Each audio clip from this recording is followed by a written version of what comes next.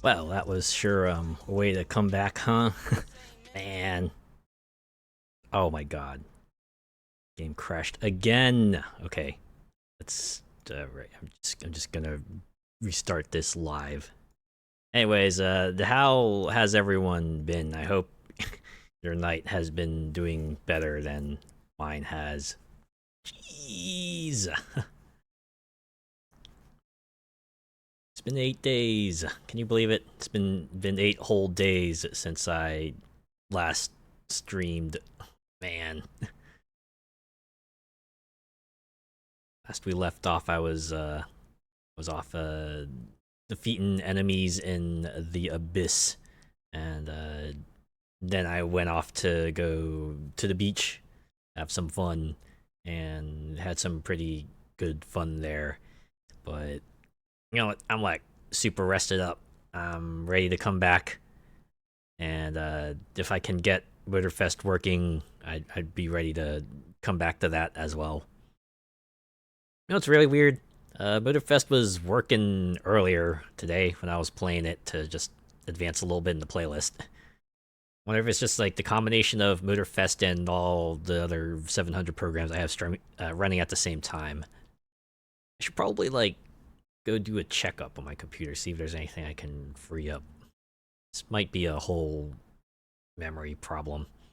I notice some things start chugging whenever I do anything that's like not related to the game, so might be that. I don't know. I don't know. They say third time's a charm, right? Maybe this will be the one where Motorfest actually holds together. Hello, hello! Welcome back!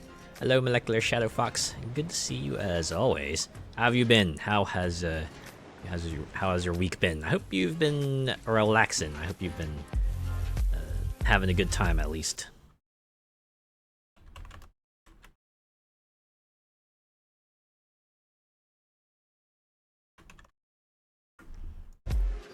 Yeah. I've been missed. I kind of touched to hear that. Yeah, I kind of miss doing the streaming thing, but you know, holiday weekend, and yeah, my family doesn't get together too often, especially during summer, because everyone's like busy doing their own thing. So you know, you take every opportunity you can get.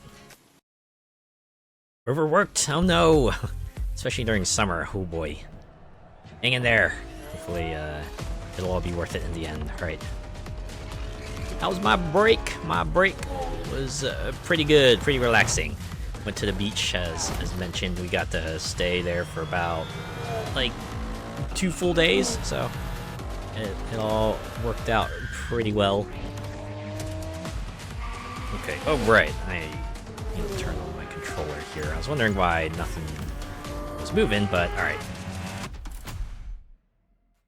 Let's get back into action. Okay. Love of God.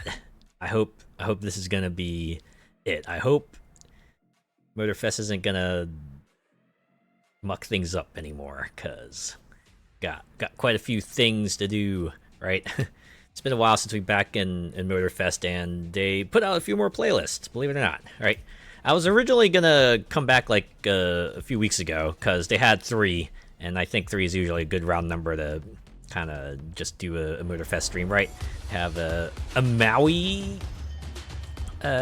tour, which seems weird that they didn't put this in like right at the start of year 2, but they have it now. And then 2 playlists related to Red Bull's motorsports team. I didn't realize Red Bull had a motorsports team, but they got 2 playlists dedicated to them. Like just last week, they actually came out with the Ferrari playlist. I was like, oh, you know what? This rounds things out nicely, right? I can get through all these playlists, get the events and feats on the map, and kind of have some fun with that, right? So, works out. It's going to be a busy night. We're going to have a variety of things to do, right? Some fun in the sun, a bit of extreme sports, and then opulence. Like you can already tell from the music, yeah, this is gonna be some high-class presentation or something like that here. Whew, man. All right. Anyways, Been on the go nonstop since 4 a.m. this morning. You were glad to get home and sleep. Ah, jeez, man. Yeah, it's just one of those days where you're just like busy, no time to rest. I don't miss those at all. I need some cooldown period between activities and stuff. You know, I can work, but I guess I have like a low capacity, right? After a certain point, I kind of just like start fading, and I'm like, all right, I need to kind of sit down for a bit and rest up. Right, I'll push through if needs be, but I'd much rather not have to, right? See, that sort of thing is needed in Forza, like proper IRL sponsor events in Horizon, etc. It is nice, right? It would have been kind of neat to see something like the manufacturer's specific playlist in Horizon. Right? Well, I guess were the seasonal playlists? Did any seasonal playlists revolve around like a specific manufacturer? I guess they did like mostly countries and stuff, but nothing along the lines of like anything specific like that. But yeah, it is nice, right? Although part of me wishes they had like more original playlists, right? Apart from like Chase Squad and Made in Japan Volume 2, all of this year's playlists. Oh, I guess the Maui tour as well, but we got Red Bull and Ferrari. That's like 50% brand playlists. I was hoping for some like more just like general overview stuff, like how they did Donk versus Lowrider and the movie playlist and the Outdoor Expedition stuff last year. Well, we'll see. Right? I'm sure they probably got a pretty good bag from putting these in here. So hey, if it keeps the game afloat, then why not, right? Closest was like the Italian update. Yeah, I can see that, right? That one has all the famous supercars, right? Forza Horizon 1 had some great sponsors like Oakley and stuff. Like the glasses brand? Or is Oakley like a car brand that I'm just like not familiar with? My bad if it's the latter case. Yeah, alright. Well, in any case, let's start with the Maui Expedition, I guess, right? I mean, we've been driving all around Maui, but I guess we can get ourselves a proper look at it. Funny thing is that this is only like one main event. I guess the big deal is that you get a lot of photo shoots and a lot of challenges. So it's there to just like give you a bunch of stuff to do in the open world. But you get the Maui big tour at least, so we can start here. Let's see if I can actually start this. There we go. Start waypoint. Yeah. So we're just gonna get in here, right? Let's do it. We got 4 playlists to do. One admittedly is probably gonna be pretty short. All right, but the rest of them are full-size playlists as far as I can see. So New playlist ahead. Let's go. Oakley the glasses. All right. But yeah, beach trip, right? I took a train over to my cousin's place because I was gonna take a card ride with them over to the beach house. And along the way, we decided to stop by like a local ice cream shop just to get some food. Funny thing there is that I decided to order a sundae because I was in the mood for like a lot of ice cream. I wasn't expecting something big, but they gave me like a tub. At least I could call it like a small tub, right? You can think of it like a shallow cup, right? They managed to put in like 3 scoops of ice cream and a lot of the toppings I requested. So I had like peanut butter ice cream, brownies, and strawberries. And it was a lot. It actually filled me up. It was pretty nice. Gotta stop for ice cream? Oh yeah. Always gotta stop for ice cream. Especially during the summer months, right? It's a fantastic way to cool off. Okay, I'm just gonna abort this. I don't want to get it bogged down by feats at the moment. I got a tour to catch, right? You know how it is. They start at a specific time, and if you don't make it, well, you're gonna miss out, right? Just wait for the next time the tour leaves.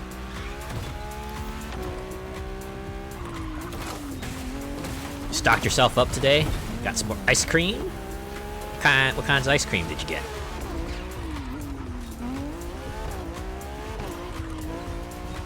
But yeah, after we got the ice cream, we managed to make our way to the beach house without further incident. And there, we just mostly relaxed, right? We chilled in the house, we chilled on the beach, we ate some good food, because some of my cousins are like really good cooks, so they managed to make some decadent meals.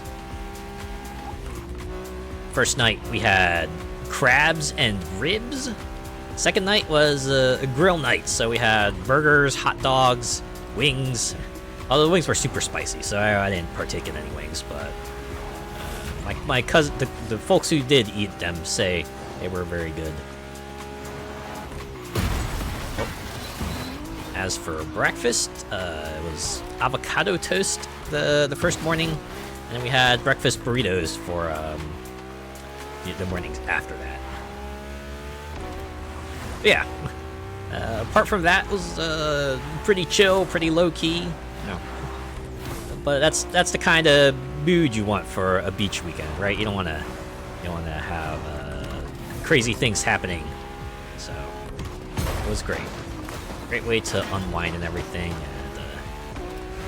and got me to recharge quite nicely, so I can dig that. Got some raspberry ripple and some Cadbury crunchy, which is honeycomb. Ooh, nice mix of flavors there. Perfect barbecue weather. Oh yeah, yeah. They definitely had the grill fired up for the second evening. That's for sure.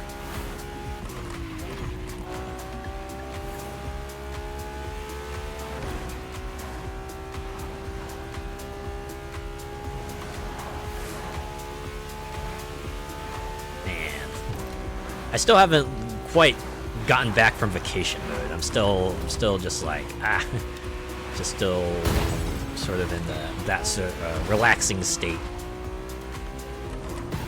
Thankfully, work hasn't been too intense, so I've had some space in which I can kind of get it together. All right.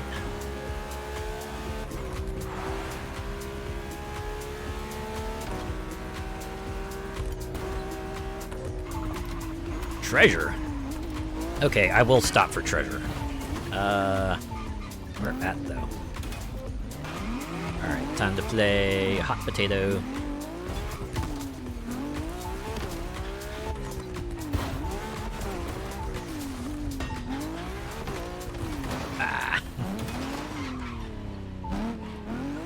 Honestly, this mechanic isn't too bad, right? Usually pretty good at getting you to zero in at where the big old parts crate is. It's like if the beeping stops, then just spin around until it starts again and then point yourself in that direction. Keep going. You've been stuck in the office with mountains of paperwork and reviewing CVs and all that. Oh, hiring season. Oh man. Yeah. It's always that documentation that you gotta, that kind of brings things down, right? Especially if it's like not like something you're interested in. But unfortunately, it's something you need to do if you want the business to keep rolling, right? That's why you gotta do that. That goes for most businesses, I imagine, right? It's not just about doing the thing you like doing. You also gotta, handle the advertising, handle the taxes, and the staff and the team management, and promotions and the whatever else you need to do to kind of keep that business afloat. All right, got the crate, so now we can start the Maui tour. About 7 months late, but hey, better late than never, right? Where is the start spot? Did I miss it? Usually they got like a big old... Oh. Okay. Usually I have like a big electronic screen. I was not expecting a mural, but here we go.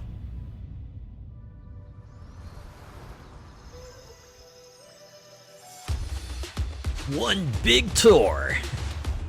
It's starting to sound like a commercial you'd see for a travelogue. 10 stunning locations. Or there's like an intro for like a reality show, right? This is like how the Amazing Race starts. 50 exploration challenges. 12 teams, 1 victor. This is the Amazing Race. Let's see what's coming up. Oh my god, I didn't realize I put hydraulics on this car. You know how companies love things done in triplicate and stuff? Yeah, right. You gotta leave that paper trail. You gotta CYA. Because any sort of mistake could come back to damage the company tenfold, so... Certainly understand why they do it, but it's no less annoying for it. We still have plenty of adventures to share with you, and we'll continue to do so for a long time. So, we clearly needed a new place. And what a wonderful place that is. Welcome to Maui. Welcome to your new playground. Oh man, a whole new island that I've been driving around for a few months already, but hey, can pretend that we're here the first time.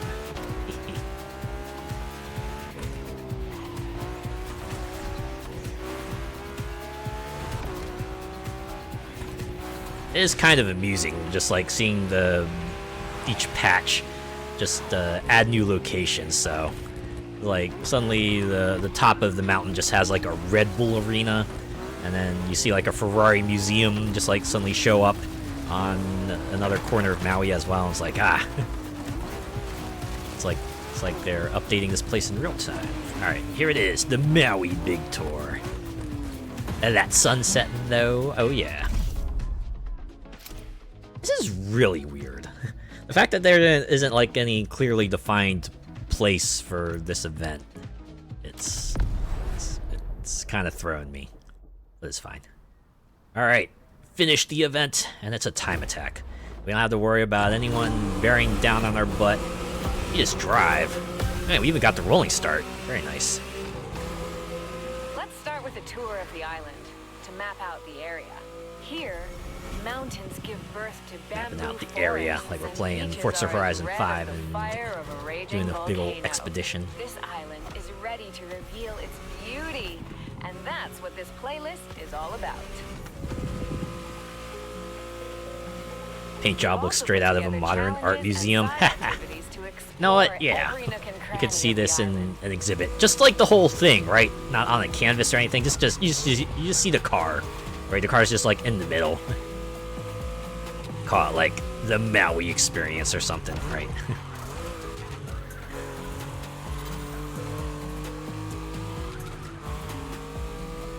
I don't know why, but this reminds me of that one image I saw that was like in a sort of in an art museum, right? And the text was like, "Oh yeah, we got like tons of artifacts with deep history in here, right? But people are like crowded around a cat, right? Cat's just like inside the museum and is just chilling on the floor. Everyone's just surrounding it and taking pictures of it. I'm like, yeah, you always got to make way for cat, right?"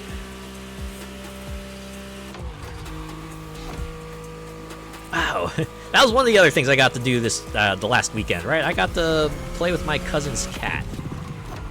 They got a new one not too long ago. It's great, right? He's like maybe a few months old, very energetic and excited.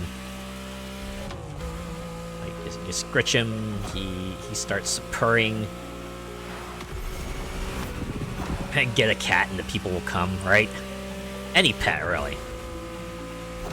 Cats and dogs especially, but if you have like a bird or a rabbit, or heck, even like a capybara or an otter or something along those lines, people will come to see animal cute.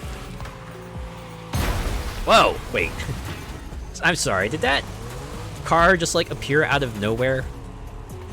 Or did I just, like, not see it? I could have sworn that car wasn't on the road when I was, like, speeding down it. The spawn-in was shocking? Oh, okay. It wasn't just me. Alright. I was wondering about that. I could have sworn. pretty sure I would have seen that car coming towards me. Weird. Going so fast, the cars don't have enough time to load.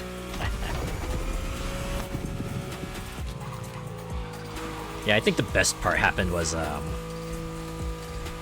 like at the end of the visit, right?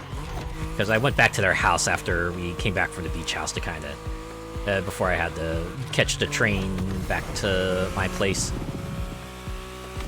But I must have really made an impression on the cat because, like, before I left, the cat actually came up to me and started leaping at me. I'm like, oh wait, whoa, wait, whoa. Cat must have really liked me. I was like, no, please keep playing with me. Don't leave me, human. But unfortunately, I had to go. The cat has 2 other humans that he can play with. Hopefully, he'll have his fill with them. Yeah, good thing this isn't a limited damage run, indeed. I would have taken a chunk out of my damage bar for sure. Like, no, don't go, yeah. Thankfully, they were able to distract him with like one of those cat toys, right?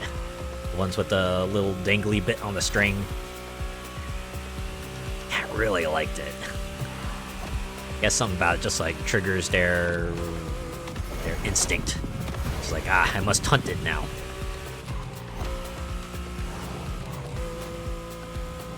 Yeah, even my cousin was just saying, wow, I've never seen anything like this before.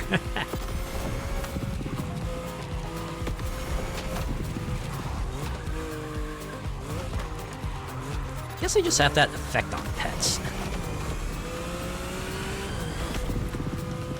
It's like between that and the other dog that just likes leaning on me whenever I pet it.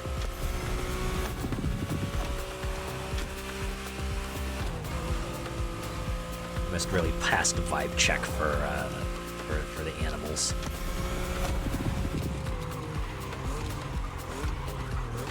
That's the thing about pets, right? They're really good at the vibe check, right? They sense that someone's not on the up and up, then they're usually a bit more pensive. Usually tell if if a person is someone that you should probably be cautious with or not. A true sign to trust you if they lean on you. Yeah, I remember you telling me that the other week. I actually watched that moment again while I was going through my old VODs to like just put out some clips on Twitch. I was like, oh yeah. It's actually pretty fun. That's pretty cool.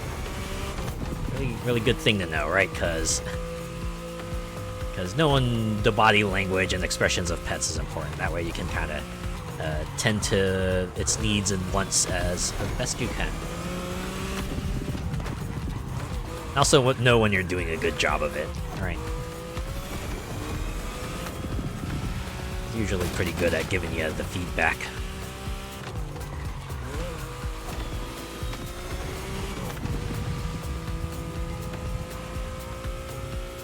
I'm gonna be honest, I was expecting like more lines from the radio person here. I wasn't like expecting to drive like the majority of this in silence. I don't know. Could at least like maybe made some mention about some landmarks or something. I mean, I guess it's nice for getting like an extra long drive around the island, but I don't know. I remember the Oahu tour having a bit more meat to it.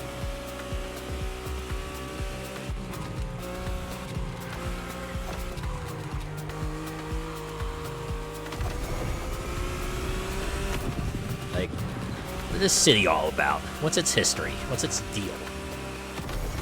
What famous landmark should I be on the lookout for?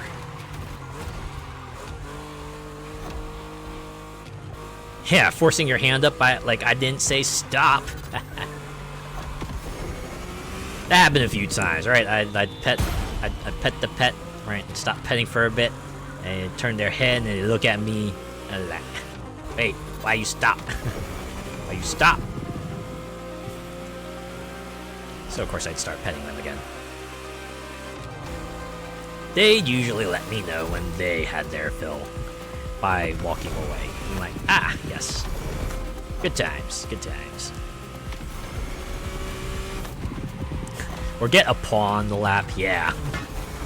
Ready to start pawing at you incessantly, they're like, just bring their paw up and they start just like swiping at you.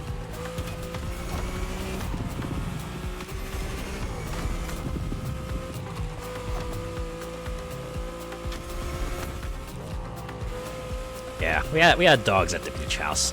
One of them was mostly content with just lying around. I swear, like most of the time I was walking around the house, she was just like lying somewhere on the floor.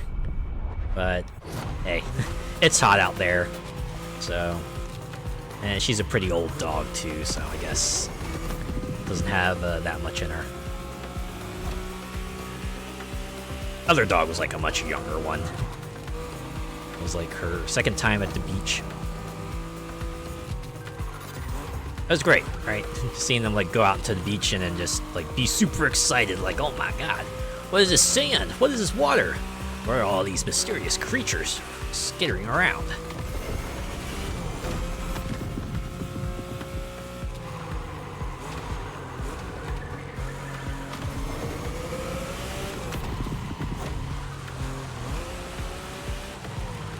Laying around the floor like the aftermath of a party when you have to step over sleeping bodies. Now, luckily this dog was pretty good about like just not sleeping in a major walkway or anything. Most of the time she was just like off in a corner or under the table.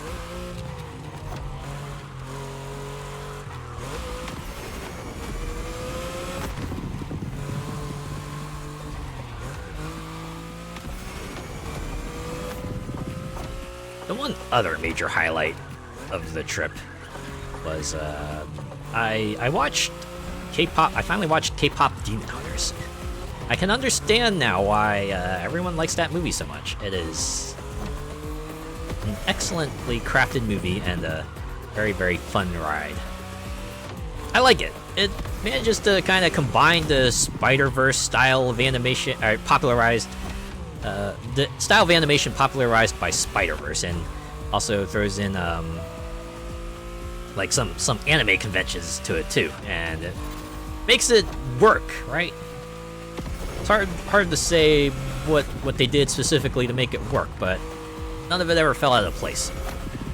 And the story was great too, and the songs are like super catchy and fun. Kind of like its overall themes of like, don't be ashamed of who you are and what you got. The movie certainly felt like it was kind of,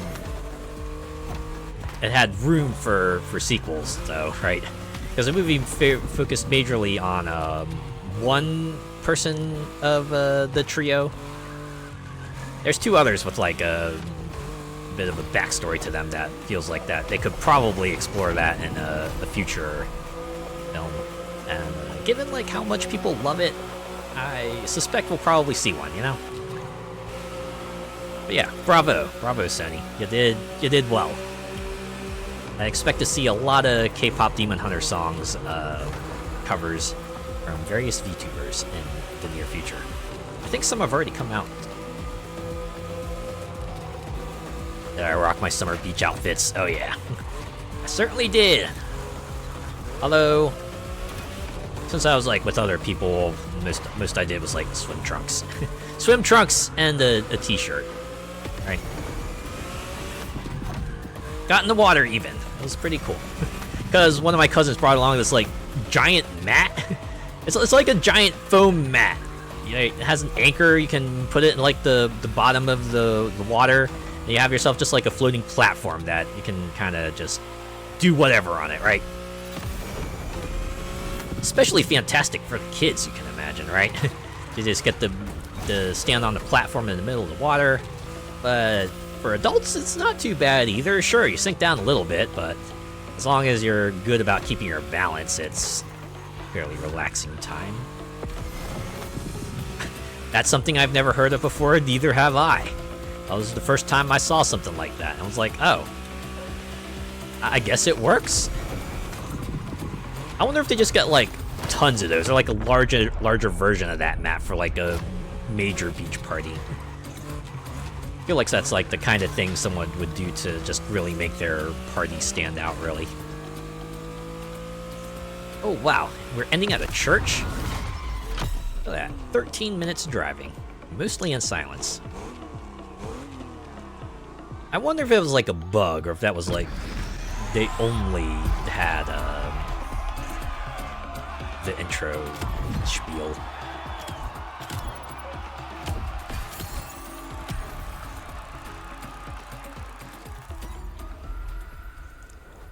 Hard enough getting on a Lilo with a drink in hand. Well, there we go. We did our 13-minute tour, and now we get to claim our car. It's like when you go on a vacation, and the guy's like, "Hey, you want like a free lunch? All you gotta do is sit through this presentation about timeshares." Sometimes you're like, "All right, you know what? For being bored the tears for 2 hours, sure, I'll put up with food." Or like, "No, I will not. I will not be suckered in by your schemes."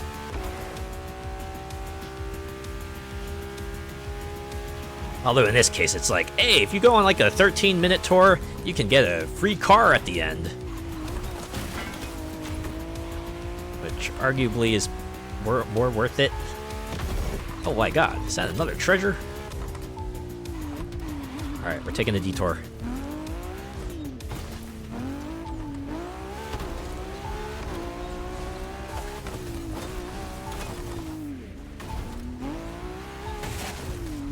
But yeah, I guess that was my vacation weekend.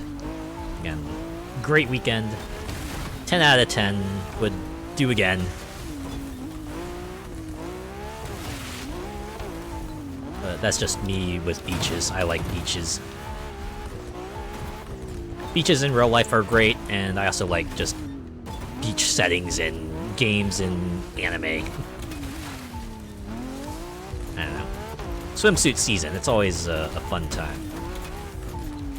Summer's great for that because like all the gacha games are like doing summer versions of characters, right? Like the one game I'm playing, Fire Emblem Heroes, does like 2 months worth of summer characters, and it's fun. It's like seeing which characters get decked out for some beach time fun.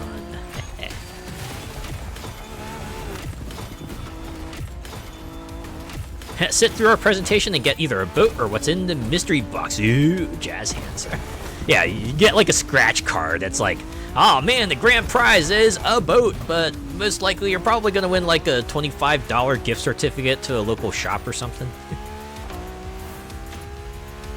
I'll probably get you like a bag of cookies or something. Yeah, very, very dead or alive beach volleyball.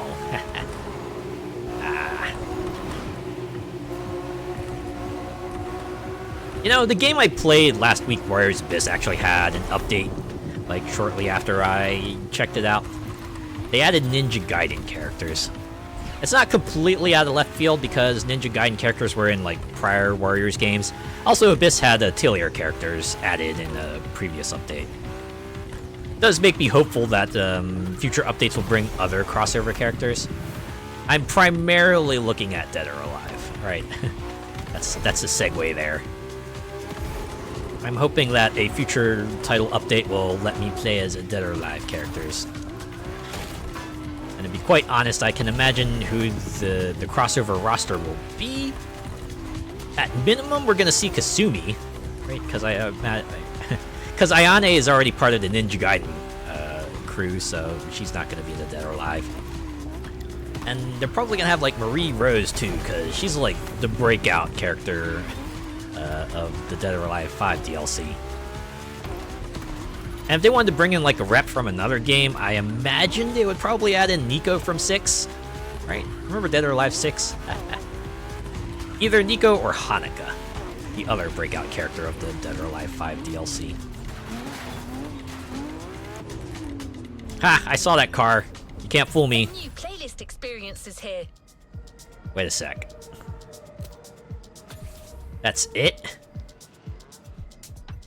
I was expecting like their usual, hey, you got a new car cutscene, but alright. Okay, well, we'll go to challenges, but we're not gonna do Maui challenges. We're just gonna go down the list. New challenges unlocked. I think about it. Did I even get a car? I mean, I guess I shouldn't be surprised if I didn't, considering that was just one event, and getting a whole ass car for one event, even if it is an extra long one, is probably a bit much. Well, alright then. We're going on. We're moving on to the next one. We're going into the Red Bull arc. Its first up is a wild ride. 7 events worth of playlist just opened up. off-road riding. I hope you're ready for it. After some driving on Maui's roads, now we're going on Maui's off-roads. Bike rider doing a backflip off a bridge and said to yourself, I've got to do that someday. No, not really. Well, today you can. We're leaving motorsports behind to embrace Red Bull's extreme side. We're gonna do some X Games stuff. Is that what this is?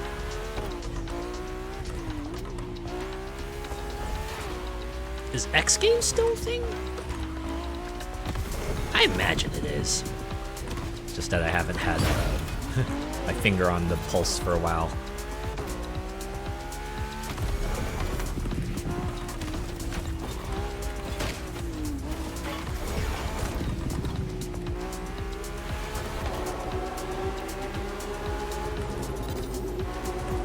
Speaking of X Games, Tony Hawk's Pro Skater 3 and 4. I think that game's about to come out in 2 days for everyone.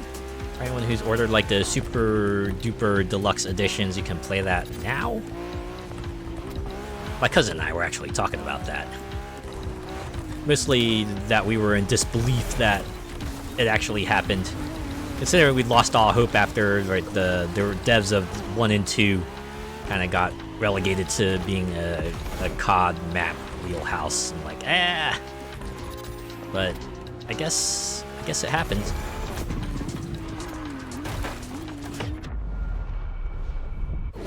They're really going ham with all the esports World Cup advertising. Huh.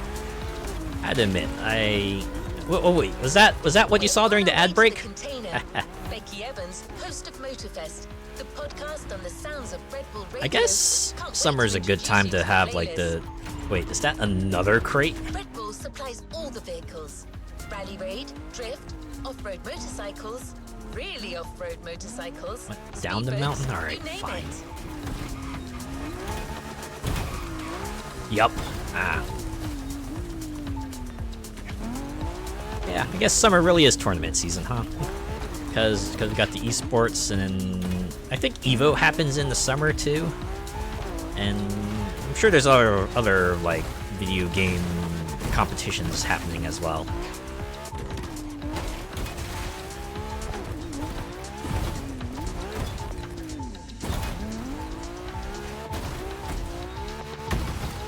He's getting faster. Oh, wait, where is it? You cannot evade me, crate. In fact, you can't even move, so it's just a matter of when I... Oh, wait, no, I think I see it.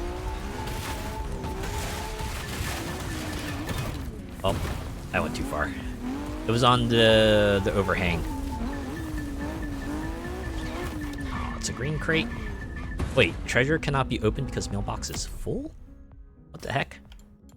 Did I really get that many parts? 51? That's not full. Yeah, I did get that many parts. Huh, alright.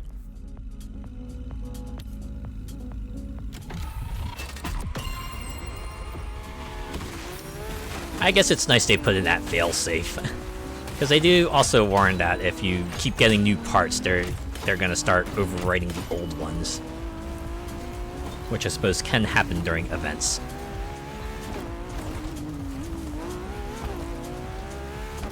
It is annoying though, because it does mean you have to go in and do inventory management, and in a game like this, inventory management is probably like the last thing you want to do, especially during a stream.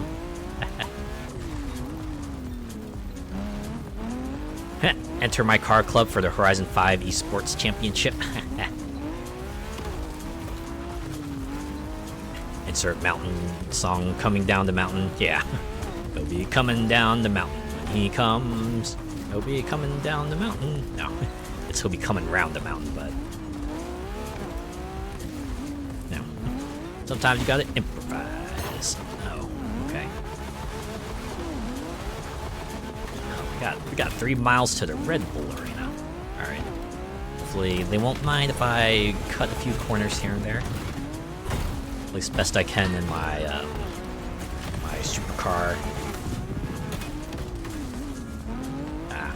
You know, the Season 7 update actually put in one thing that I really, really liked, and it's just like an overhaul to the favorite system.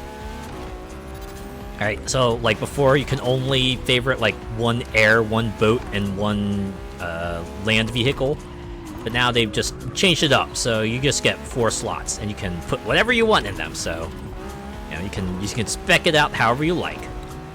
Right? It's like the one thing I wanted was just like maybe some way to put in a road car and an off-road car. If they'd done just that, that would have been fine. But the fact that they put in the 4th slot and are like, yeah, they're all free, right? Put whatever you want, right? However you like to explore the island. Go nuts, buddy. That's pretty neat. I can dig that. Whatever wizardry they needed to do, they make that work. Bravo. I'm glad they managed to get that out there. I warn you, this is the kind of playlist that goes anywhere you can imagine. On land, sea, air, asphalt, everywhere. What about space? Can we go to space? I know they added in jets as a vehicle type a few months back, so that's pretty cool. Oh yeah, all graffitied up. Guys and girls, hope you didn't miss us too much. Oh, you must be Becky. This time, we're going further and higher.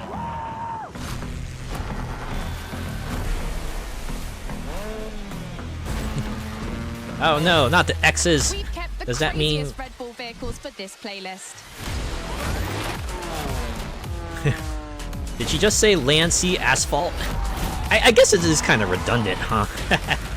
Because land does kind of imply asphalt. I guess they wanted to make a distinction between land as in off-road and asphalt as in you'll be on the road. We called in the Daredevils.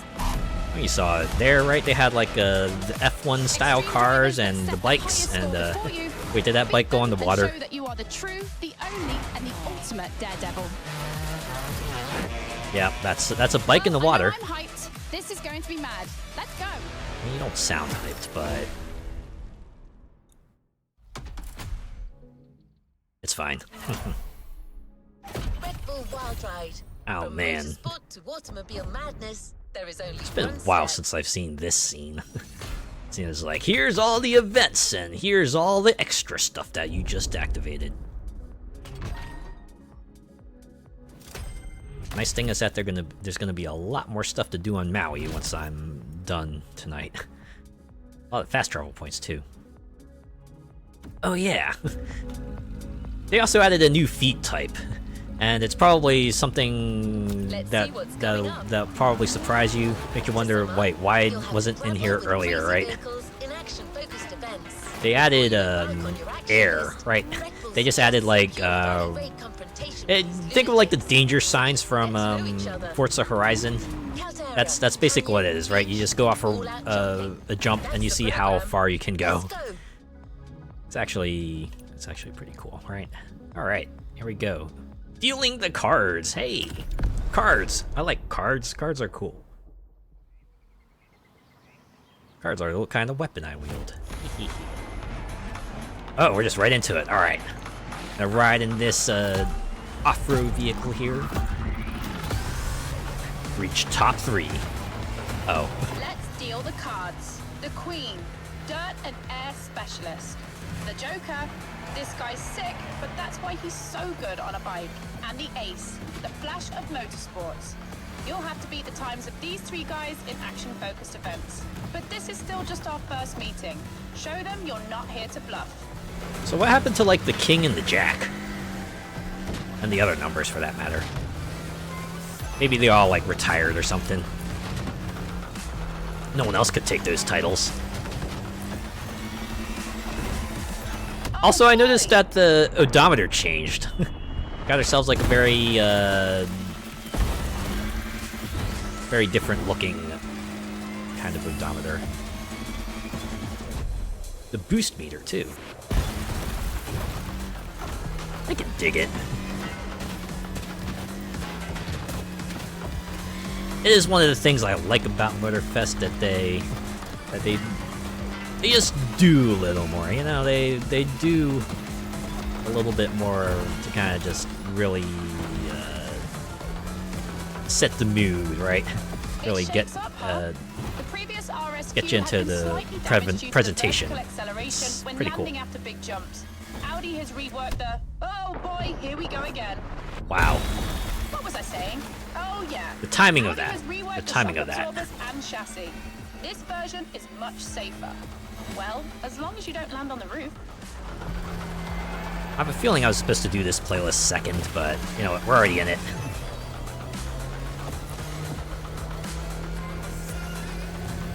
Also, the rear of that car, food shelf, anyone? Oh, you're right. I wonder if they do actually use it like that, right? Like if this car just shows up at an event or something, they just like put like free samples or something. Like, oh yeah, here's some Gatorade or something, I guess. Oh no, wait, what am I talking about? This is Red Bull. No, they have like cups of Red Bull, or maybe cans. I don't know. I don't know how they do it, if they do it.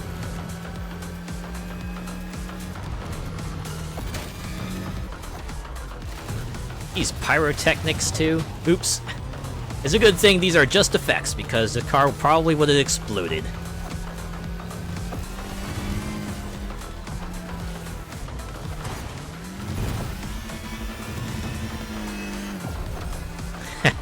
Heat up some food from the engine on it. Surprised by the sharp turn at the end. You know what? I can see that. Just probably like put a pizza on there or something. Get yourself a nice, pretty cooked pizza. Or you could always go with the good old burgers and dogs.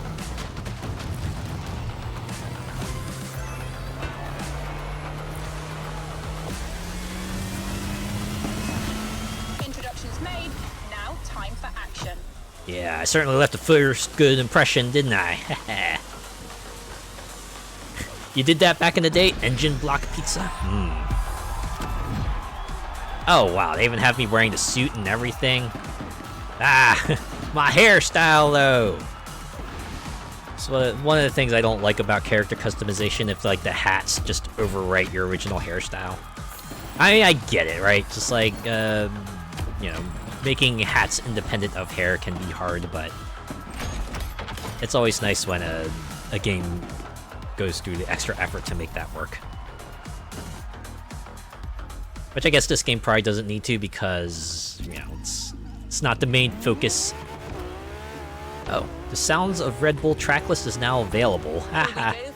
Unfortunately, I'm playing in streamer mode, so we get nothing like that. Perform the actions requested and beat the time already set by the Ace, the Joker, and the Queen. Those specialist drivers Becky was telling you about. Another one? Okay. This is like a bit unusual. I feel like I rarely get more than like 2 crates showing up during a session of Motorfest, but this is like the 4th one, isn't it? I mean, hey, I'm not gonna complain, but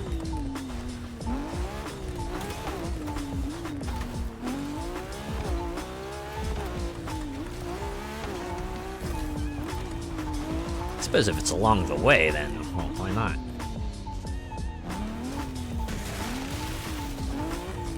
Have you ever done that? Maybe they didn't airdrop by the cargo plane? Haha. Maybe they did. Alright, where's that? Must be on top of the cliff.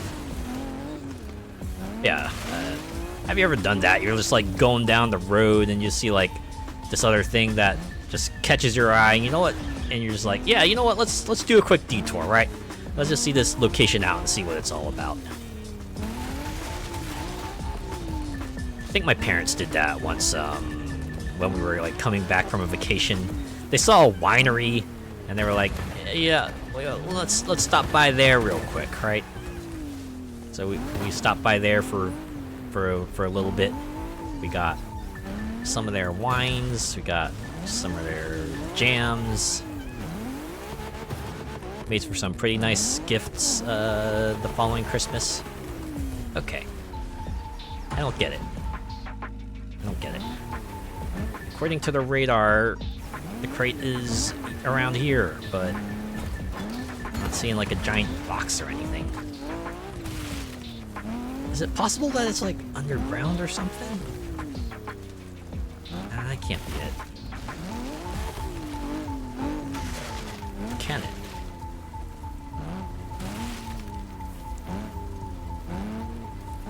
Yeah, see a monument or some fancy place? Ooh, what's that? Yeah.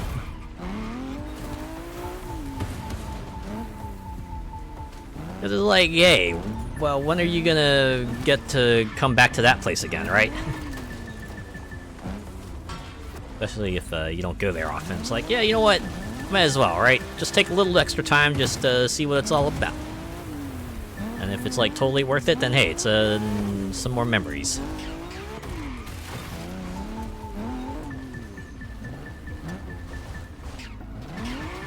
Alright.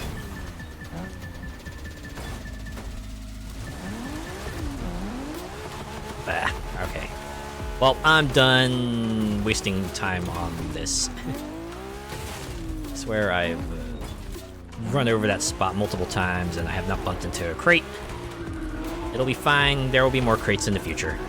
We can pass that one up. We got some records to beat, really. Right? We gotta play our hand. These other 3 card motifs have set their times, and now we gotta go smash them.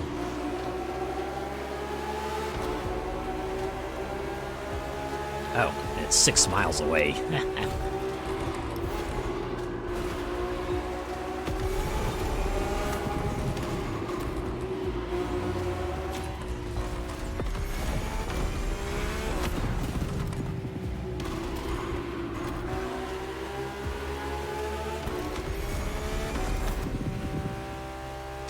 Drive before you do. She's Team Daredevil's stat specialist. For the car, Red Bull lends you one that belongs to Force Rally Heritage, a legacy that includes the McRae's Focus in 1999, Hipponen's Fiesta in 2011, and so the car of the day, the 2017 Ford Fiesta WRC Double World Champion 2017-18 with Sebastian Ogier. A Fiesta, you say? I'm always up for a party.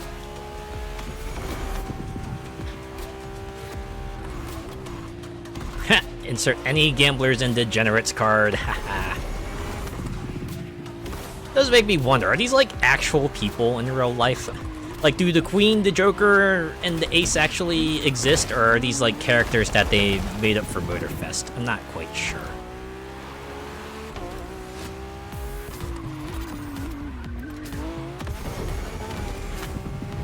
Also, is the Joker voiced by Mark Hamill or Xander Mobus? I have to know. Nah, I really don't. I just wanted to make a voice actor joke. Sorry. Man, I always seem to have impeccable timing tonight. Just like going across an intersection, a car is just driving by at the right time for me to hit it on the side. It might inspire you. Here are the actions to perform: drifting, target hitting, jumping on barns, wall riding. Action list. Perform them all and do it as fast as possible. Several actions must be done. Perform all actions and cross the finish line before timers end. Watch for opportunities along the way. Oh, it's like a objectives kind of deal. All right, this is interesting. So it's not just a race. It's more of a do everything on the list as fast as you can. Well, it's a different kind of race, right? The Queen kicks off. Keep your eyes peeled. She's not bad at this game. Jump. That is a jump. All right. That was really cool. A wall ride. I mean, as much of a wall ride as you can get in a realism The queen is done. themed game, right? She looks confident. Now get ready. In 5 seconds, it's your turn. Give her a special animation and everything. It's on. Show the crowd that you can beat the queen in her own speciality. It's on, like Donkey Kong. The rule is simple. Perform all the actions requested as quickly as possible. Also raises a question, has anyone ever cosplayed as Jack, Queen, or King from playing cards? That is a good question. Targets or barn roof ahead. Your choice. Ride on some more barn roofs and you're in business. Man. I don't know why, but I'm having trouble, like, telling where the track is supposed to go.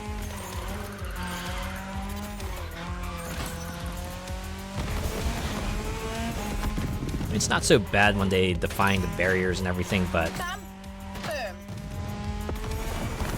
that was that one other part that was throwing me for a bit.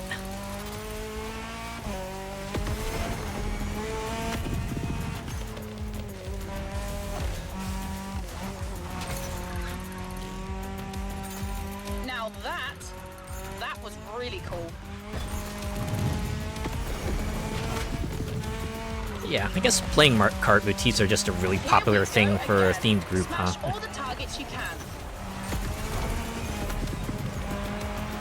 I guess it really just gives your crew just like a proper sense of menace. Any sort of coherent theme works, really, right? Do like playing cards or elements or numbers or like tarot suits or playing card suits, right? It all works out.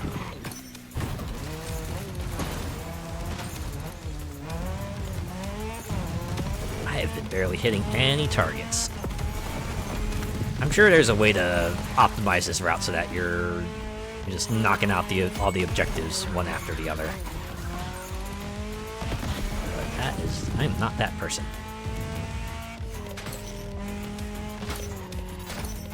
Bruh. Hello, bruh. Hello, Zia America. How are you?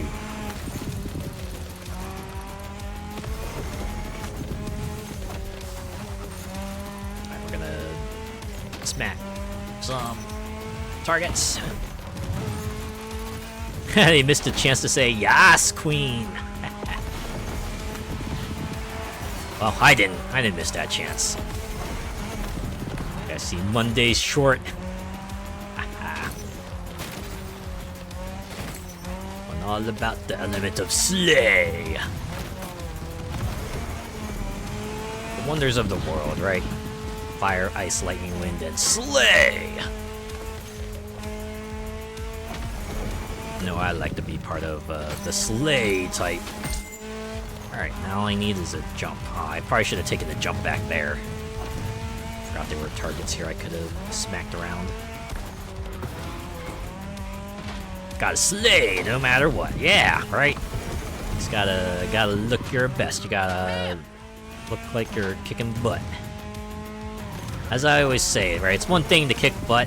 It's another thing to look stylish while doing so.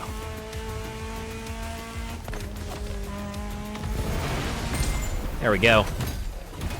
Alright, now all that's left to do is just hit up the finish line. Back there.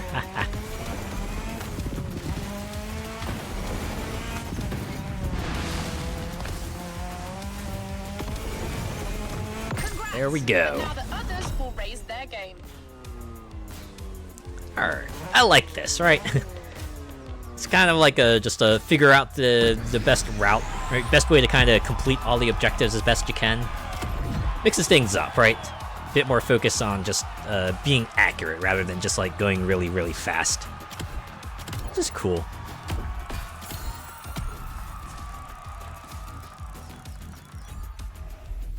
Alright, next event. Where are we off to? 5 miles away. Not only did you get the whole thing out of the way, but you also beat the time of a specialist. That deserves a little beach break and a swim. Yeah, we sure dethroned the queen, huh? Beach break, though, you say? Oh, does that mean we're gonna get to ride one of those water bikes? I feel like that's what we're gonna get at.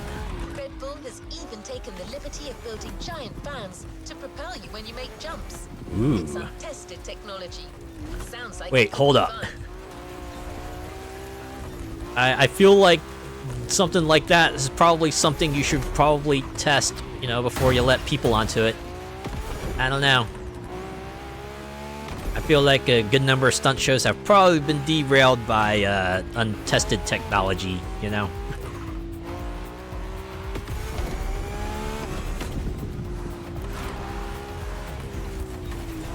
There are probably some cases where the show might not go on, you know? There's some cases where you probably want to put things on hold if things get too bad.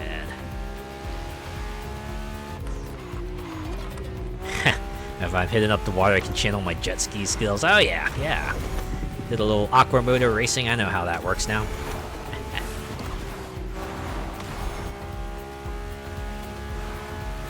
You know those guys made another game? It's about snowmobiles. I might have to take a look at that in the future.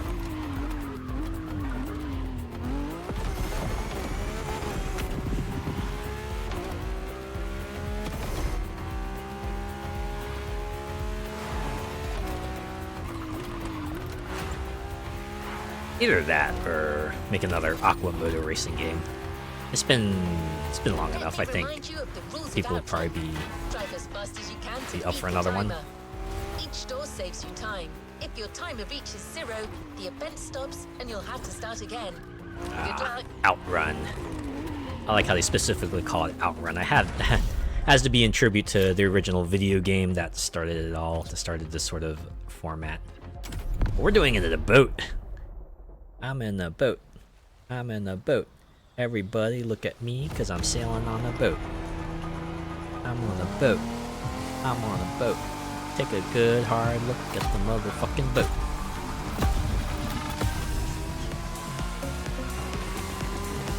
And even the boat HUD has been Red Bullified. Red Bull's strong connection to action on the water is nothing new. They are heavily involved in high-speed sailboat racing. It's like an Alpha GP race, but on the sea. They even race thunderboats at 200 miles an hour. Thunderboats, That's you pretty much say? what you're doing right now. A powerboat race where you have to fight against time. Thunder in paradise. Let yourself be carried away by the current and the giant fans. Nuts. I forgot to turn off the gamers outreach thing. Alright, I have to remember to do that once I'm done stream.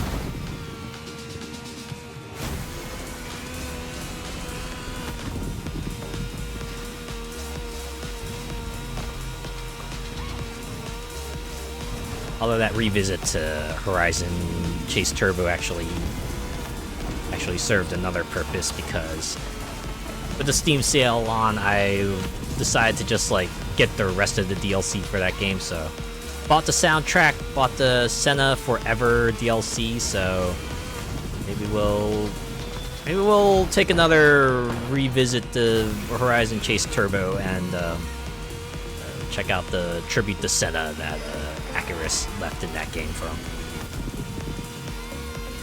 So good to see that game again. Haha. It was good to play it again. I actually played a little bit of it, bit more of it, like off stream. Managed to 100% like 2 more regions and got 2 more cars. I don't know how much further I can get, because I know that game gets really, really tricky towards the end. It would be really neat if I could, like, 100% the world tour at least and get all the cars that way.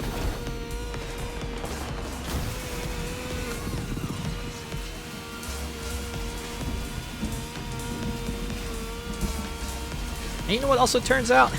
In addition to the VTuber SummerSlam, Gamers Outreach also does Halloween and holiday themed sort of events as well, so maybe around October you might see another stream like that. That'd be pretty cool.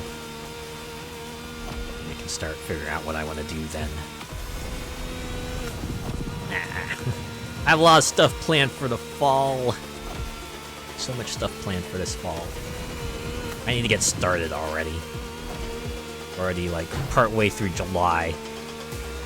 Only about like 1.5 months before September rolls around. Maybe really just hunker down and start getting stuff done. Got an outfit in mind for Halloween this year? Maybe.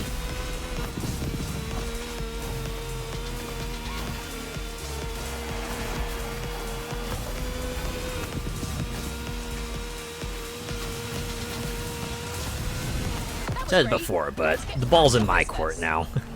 I gotten everything I need to kind of set all my plans in motion. I just need to, do so.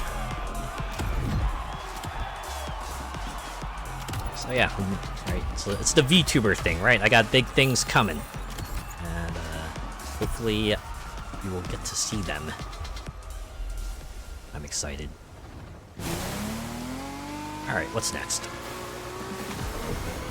Let's come back down to earth for the next checklist event. Well, not quite. Come back down to earth. Ring a bell.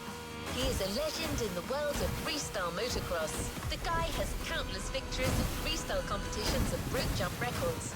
Like his 29.3-meter motorcycle jump on the replica of the Vegas Triumphal Arch. A replica? He's so good that he was even chosen as the stuntman for the world's most famous British spy. James You're Bond. riding his bike, a KTM 450 with a Robbie Madison modification that won't go unnoticed. By the way, Becky did a podcast with Robbie Madison where he talks about his career. It's a fascinating listen. If you want to find it, go to the sounds of Red Bull track list of your music player. Hold up, did they just like put on the whole ass podcast? Like, yeah, we put in the podcast with Becky and Robbie. Alright. Man. Well, Red Bull really went all in with the sponsoring of this. Oh, really? Another one. Seems to be a land crate, though.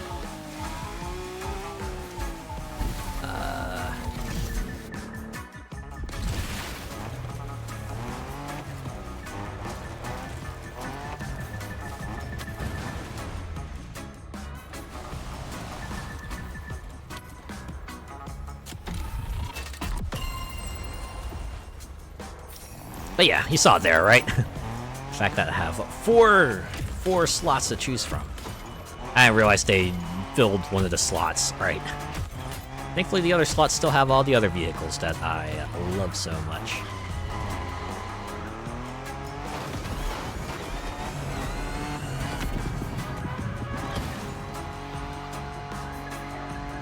Yeah, we can spend a little time in this Jeep here.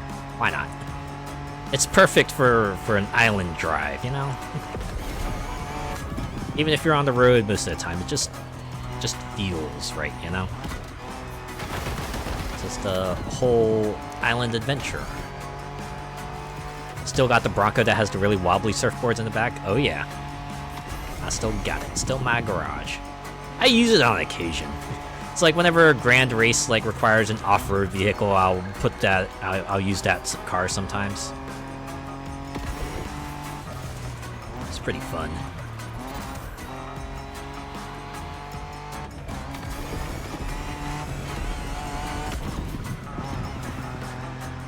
It's like either a grand race or I'm doing like a custom mode that wants me to use an off-road vehicle.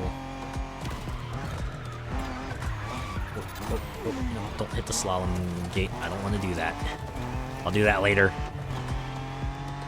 I just want to get to the next point.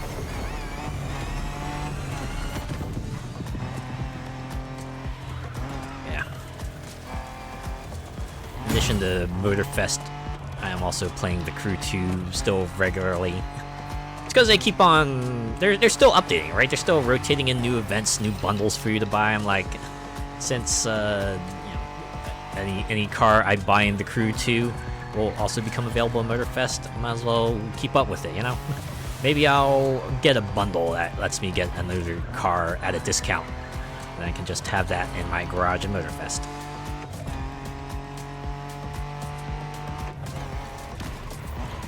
Or like one of the live events of Motorfest 1 week requires a certain car, and I can just buy that car in the Crew 2 and save my cash in Motorfest for something else. Just why I have like $31 million right now. I can pretty much buy whatever they need me to buy specifically for Motorfest. Which actually I needed to do this week because a lot of this week's events require the Ferrari F80, and that is only in Motorfest. Normally, like $2 million would be a lot to grind for, but since I have like a large bank kind of saved up, I was able to just get it right away. It's nice. It's nice, right? It's the kind of grind I'm willing to put up with. The Joker. Fortunately, it's not the Batman villain.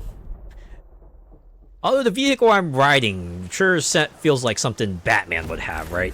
The Bat water cycle. Just feels like something he would have. Something to advertise a new Batman toy, right? Oh, it's another Target event. Alright. Interesting. Wait, you can drive it? Oh yeah, you can drive it on land as well. Alright, I see how they constructed it. Does that work in real life? Can you do that in real life? Can you create a bike that can float on water and still ride on land all proper like? Oh, that's me. Alright, we're off. The drop even. Bobby Madison told me that one of the heaviest moments of his life was riding this motorcycle on a If only you had a cash dispenser to withdraw that in real life. Ah, if only, right? If only I could just play the Crew Motorfest in game and then have that translate into it's freestyle motocross, so do all the freestyle tricks you can money think of IRL. and smash the Joker's time.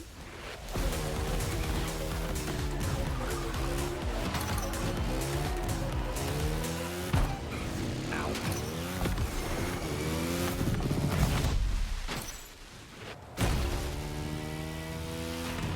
That honestly reminds me of like an old Magic the Gathering client, because you can collect virtual cards in there. But I think in like the older versions, if you manage to like collect a complete digital set, they would actually mail you like a physical version of that set, which was honestly like pretty nice. I don't know if they still do that. Right, this was when companies were still trying to be generous to a degree.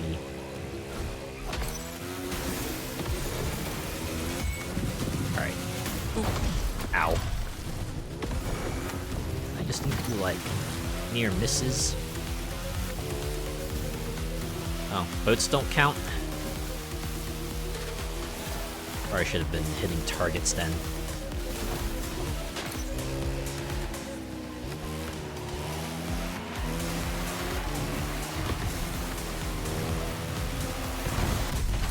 I wonder if like narrowly missing those crates counts as a near miss.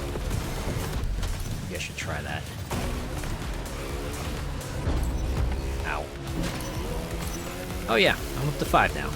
Okay. It works.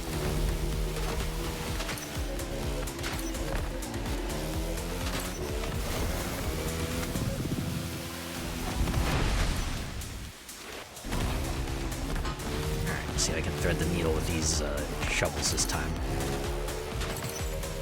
Alright, we're up to 7. Man, he wants to hit a lot of targets. Oh, I just realized I need to do backflips as well. Probably should have been doing that off those ramps. Whoops. Oh, wow. I really screwed that up. Okay. Can we get a do-over? I like how the crates still move in real time, even as you're going, as you're rewinding. It's pretty fun. Okay. And yeah, yep. You do it back. The controls to do a backflip is exactly what you think it is. Oh, that wasn't a near miss. All right, fine. Oh, ooh. Okay, that's not a backflippable ramp. Noted. At least they only require me to do 2 of them. Alright, one more near miss. Guess I just need to find a boat or something to graze. Let's build up my shot counter. What do you mean that was a near miss? Why do they have the boats on the water then, if I can't near miss them? Alright, fine. Crate shouldn't be too far away. Ow. Alright, let's see if I can stay on the... Yeah, we're good. We're good. So just need to near miss 1 crate, and then we can head to the finish line. There we go. Where? Finish line. Over there. I like how you complete everything. It's just a mad dash to the finish circle.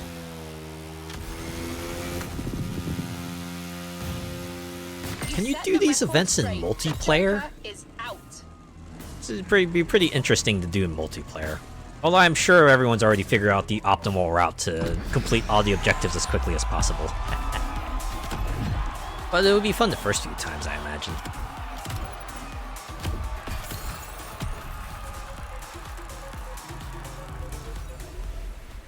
Alright, what's next?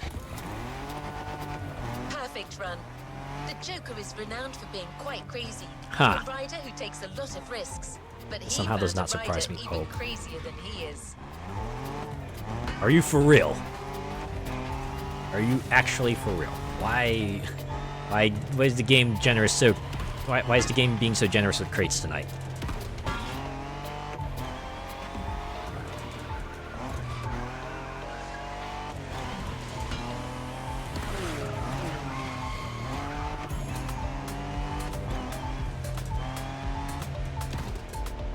Did I just like trigger some sort of algorithm or something? Because like I don't play the Crew Motorfest unless I'm completing playlists. Now they're like, yes, we will shower you with crates. Is it in the garage? Yeah, it is. Alright, which floor is it on? Is the real question.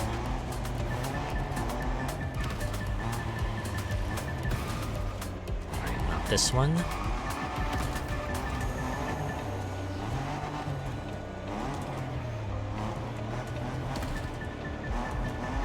There we are. Ooh, it's blue. That means we're gonna get some good fodder.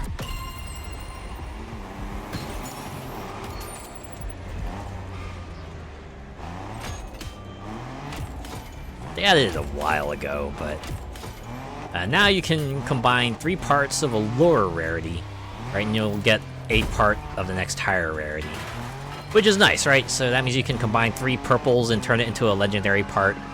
Unfortunately, you can't influence its stats, but you can at least get something out of it. The only thing about the combination thing is that it costs a lot of parts to like do one of them. So there might be some instances where it might just be better to trade in some of your old purple parts for more parts, more scrap to make new parts, right? It's all a balancing act. At the very least, it's a resource sink, right? It's not like the Crew 2, where you'll just eventually accumulate tons and tons of scrap and have nothing to spend it on because you've already got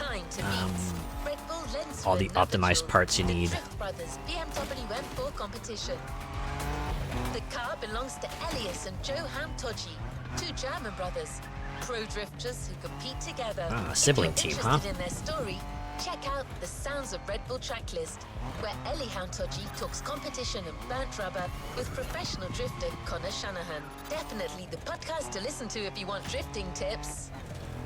Part of me hopes that the I can't podcast wait to see you tame the M4. has like numbers, right? You see like podcast episode like 746 or something, just to let you know exactly where it's at. I just like all the stealth advertising they're doing here, right? It does make me wonder, like, how many people listen to the podcast in the Crew Motorfest and are like, ah, yeah, you know what, maybe I'll go seek it out, right?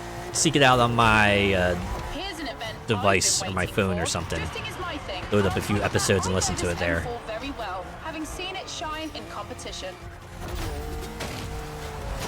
Is it just me, or does there feel like there's like a filter applied to this? It's like a slightly washed out photo kind of look to it. Could be just the lighting. Hey, yeah, while I drink some Red Bulls? yeah, while I'm on my bike, driving to my next meetup, and slamming a Red Bull. Told me his team got 2 M4 models before they were even marketed and made 2 1,000 horsepower drift machines for himself and his brother Joe. Enjoy Wow. it. It feels absolutely sick drifting with this monster. What a lucky fella. Could you imagine getting a preview model of an upcoming vehicle? I couldn't. The most I could probably hope for is like an advanced copy of the game. I'm sure I'd probably have to work for that as well.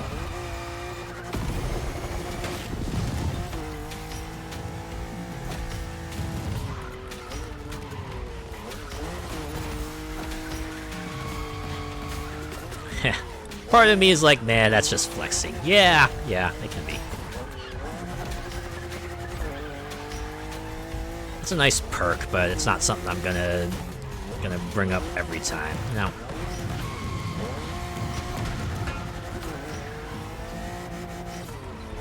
Because it's like, oh yeah, no, that's either like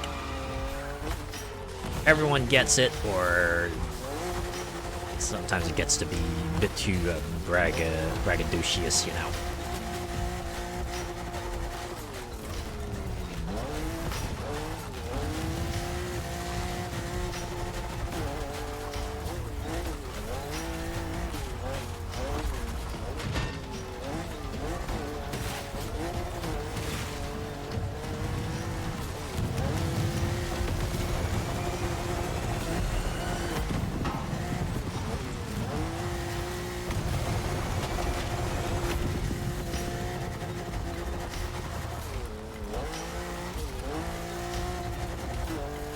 Then again, I'm slightly biased because I'm a huge Mercedes foxy, so BMW are the enemy. Alright. Understandable, I guess. Brand loyalties. See, brand loyalty takes many forms. It's not just video games and sports teams. And musical groups, I guess, also. Maybe also musical genres. And, I guess, also food. And maybe even hobbies. And, activities. In general, just about anything you can think of, it can be made into a faction war.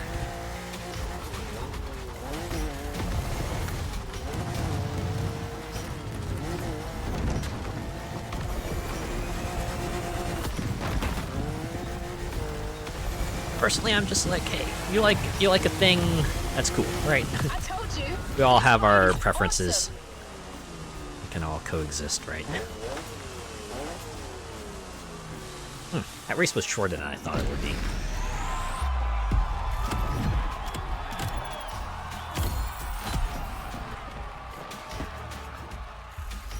Alright, how many Red Bull events was that? Must be nearing the end now. One more immortal in your path. Perhaps the toughest. The Ace. Okay, so that means we have probably about 2 more. AGP event, but Red Bull style. If you've ever seen a Red Bull video with an AGP drifting in the dirt, you'll know what I mean. I have not, We've actually. taken the most modern model, RB20, and fitted it with rally tires and slightly beefier suspension, just in case you need to jump it. Basically, it's an all-terrain AGP, so as well as being a muddy event, it's going to be really fast.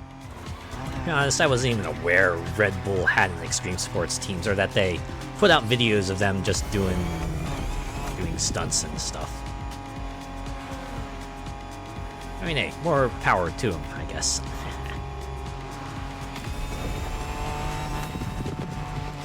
I don't play anymore since it went mainstream and sold out. Yeah, I liked them before they were cool. Or no, I liked them before it was cool to do so, right?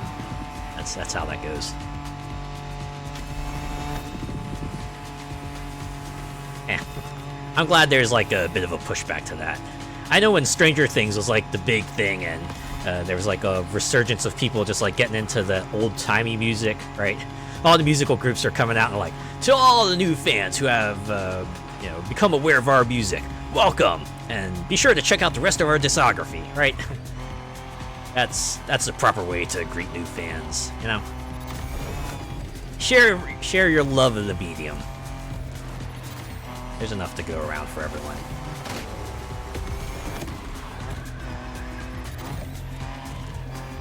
Thing is, Red Bull isn't even that good of a drink. It's nice with vodka, but on its own it tastes like fizzy cough medicine. Yeah. I remember trying to drink Red Bull. It was a really long time ago. And it just tasted weird, right? At least to me. It felt like it was almost like an apple drink, but there was just something about it that just was off. Although, to be honest, I'm like not much into energy drinks in general. Holy crap. Another one? Alright, well. It's over here, isn't it? Come on, where's the beeping? Did I stray out of? Okay, wait, it's back. Best energy drink you can get is coffee. Coffee's fine. I like tea every now and then. Most of those I do sparingly, though. I'm not the type of person to go out and get my daily fix. It's actually pretty crazy, right? Because one of the people I was staying with at the beach house, she was like, nah. She was like, oh my god, I was absolutely shocked to learn that some people do not need coffee every day. She needs coffee daily, right? She needs her morning hit of caffeine to start. Which, yeah. Depending on what you do, sometimes that's what you need to get rolling. I understand. I get it. Personally, I don't have a need for it, but for anyone else who needs it, yeah. You do what you gotta do, right? Okay, you know what? I'm not gonna bother. If it's gonna be up that hill, we'll just wait for the next crate. I'm probably gonna run into like another 7 of these tonight or something if these current drop rates are any indication.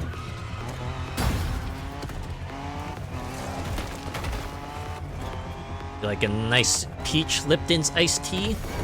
I like a good iced tea drink. On the way back from the beach house, we actually stopped by a store that was selling like bottled iced tea drinks for pretty cheap. I grabbed a few. That way I could have one for my lunch break. A little reminder of what transpired just not that long ago.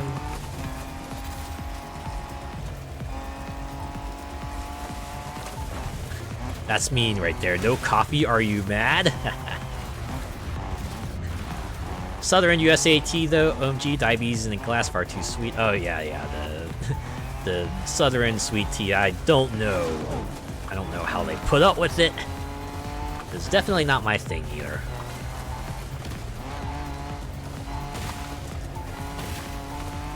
Nah, my teas I just prefer to be Just have a little hint of fruit, right?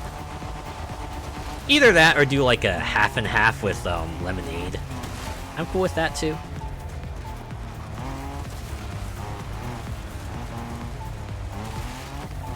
Okay, so we gotta keep going this way. Oh, I see it. I see it. I see the crate. I see the crate. Haha. Long Island iced tea, yes please. Oh, of course, yeah, it's full. Alright, let's get in here real quick and clean out the mailbox. Alright, so about 80% full, it starts complaining. It's probably a good threshold.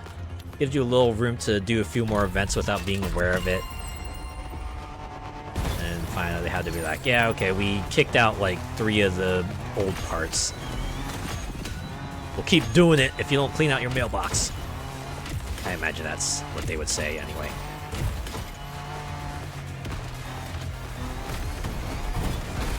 Oh. Challenge done. I'll give you the action list to prepare you psychologically. High speed and precision driving, jumping, target hitting, and drifting. And of course, you'll have to beat the time set by the ace. Let's see if the guy lives up to his nickname.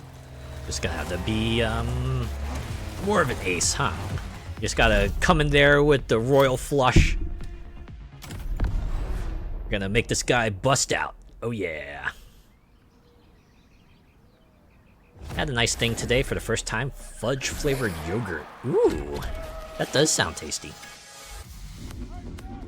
The ace. He's not much of a talker, but he's quick and sharp.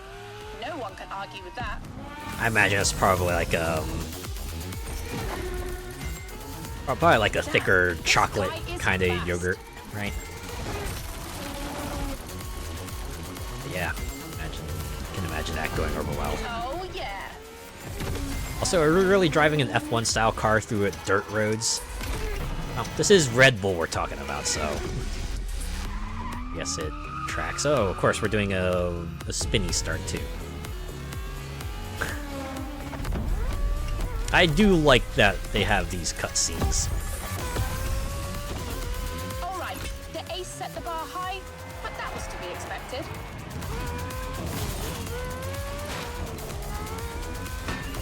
Oh, they're giving us five objectives now. Alright. We gave you an AGP with a rally wheel set. It's precise, it can go anywhere at high speed, and with all that, it can jump.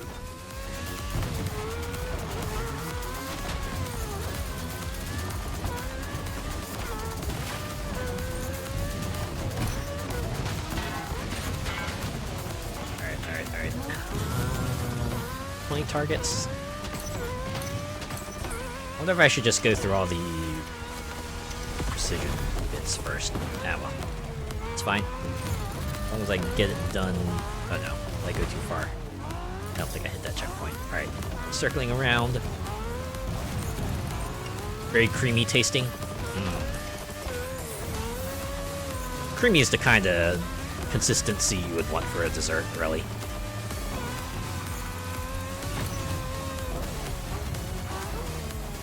Okay. Let's go through this corridor. I guess we can alternate between the two. We can alternate between smacking targets and going through corridors. Alright. Drift is done. Jump is done.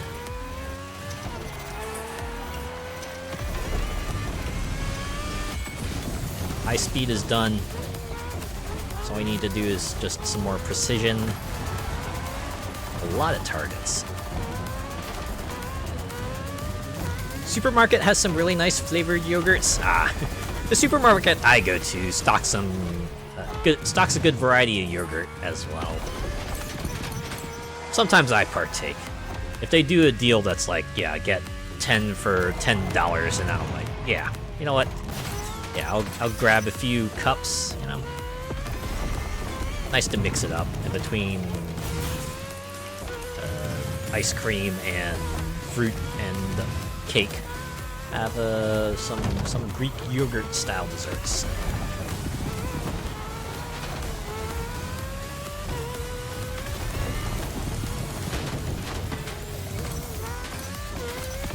When it comes to yogurt, what do you like to have? I'm personally a fan of just like the berry kinds of yogurts, right? The ones that have like berry toppings that you can put on.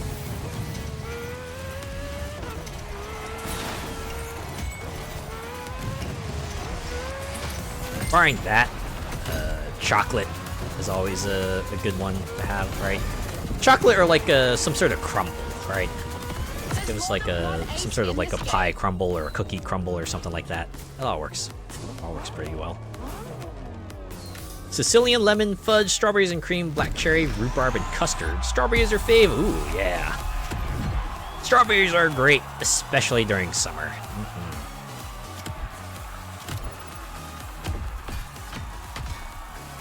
I didn't have strawberries at the beach house, but someone did come with cantaloupe, honeydew, and watermelon. They were all pretty great too. Makes me think I really, really like honeydew. It's a really nice, sweet fruit. You've beaten all the drivers on their own turf, in their own specialities, but apparently they haven't said their last word. So now we get Join one more forces for race one last action list mixed against them. event. Same rules as before, except that you'll go through 3 different disciplines. Once you've validated a vehicle's checklist, you move on to the next action Oh, list. snap. Well, I guess that's On the one way to program, conclude things. Bush surfing with Bobby Madison's KTM, dig followed by this. a racing car action list with the Ferrari 488 GT3. Hey, a Ferrari. To top it all off, Foreshadowing. action list stunt plane. Oh, wow, okay. So we're doing all new vehicles. We're not, like, retreading old ones. That's actually pretty cool. I would assume they'll give us fewer objectives. Probably, like, 2 or 3 compared to, like, 4 or 5 in a regular Don't list. worry if you're not used to planes. It can be intimidating at first, but you've proved you're crazy enough to tame an extra 300. It's your last wild ride, driver. Enjoy and show them who's the real daredevil in this playlist. Hopefully they won't make me go into extreme mode too much. Also, I like how the last event is called Full House. I guess it works. Usually a 4-pack that has strawberry, raspberry, peach, and apricot. Ooh! You know, I haven't seen apricot in like a fruit pack, but yeah, that works. The Joker, the Ace, Watermelon, and the Queen sign me get up. together Yeah. for one last That's the ride. summer, that's the fruit of the It's a summer full right there, right? house. You think of summer fruit, you probably think of like watermelon. I imagine anime probably has partly something to do with that.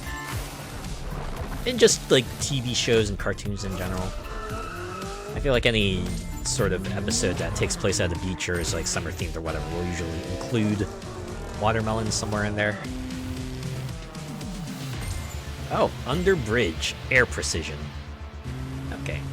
Close call. Okay. That one might be a little bit of trouble.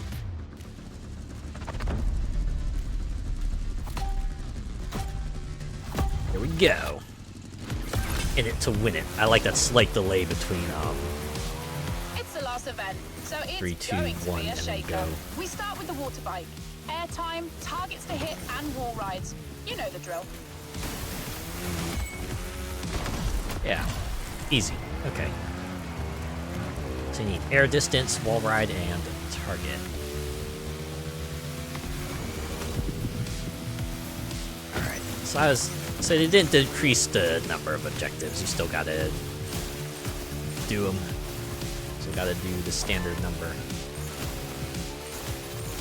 Although it looks like this place is just fashioned more like an arena, right? They still have checkpoints and stuff. It's very, very tightly packed zone.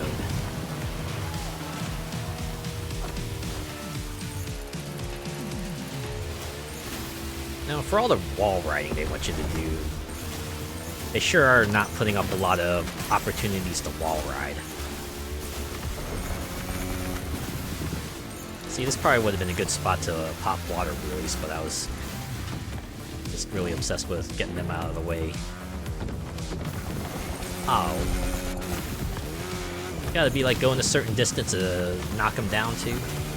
I guess it makes sense. Can't just cheese it. Alright. All I gotta do now are targets and wall rides.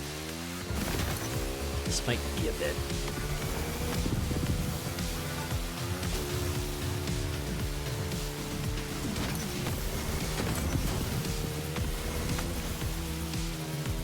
the thing about watercraft. I'm not the best at controlling them. The fact that you gotta, like, kind of anticipate where you're moving is what throws me.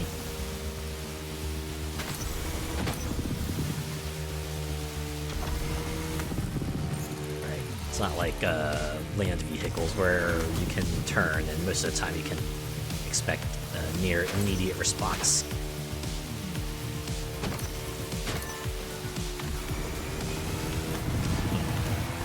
I'm sure if I were better at this, I could probably gotten all that done in one lap. But it's okay.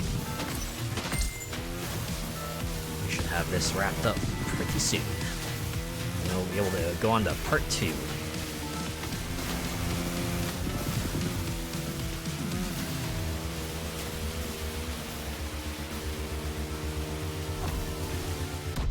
Oh, okay, that was too far.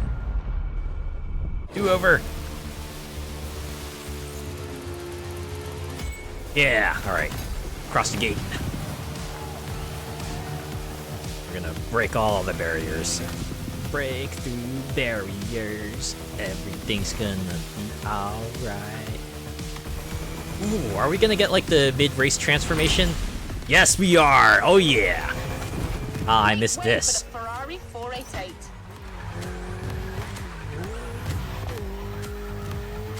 That's the asphalt part. Near misses, targets, and all these actions at high speed. How the heck do I drift this thing?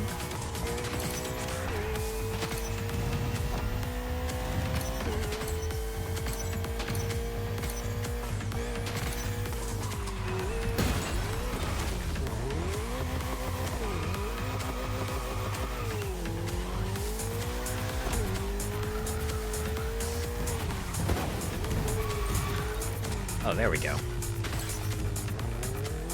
Got the drift to proc.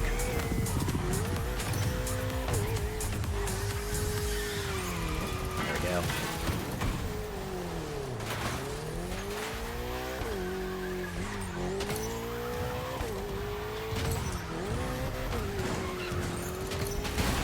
Ah.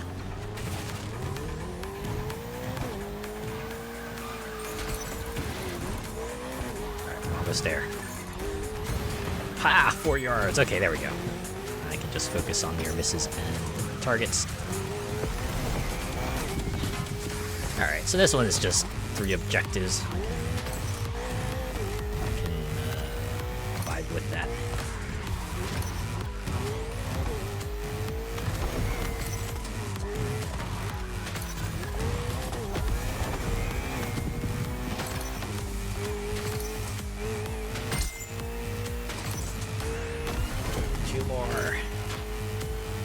Alright, we're doing it. We're making it happen. We're off to the plane next. One in the air, baby.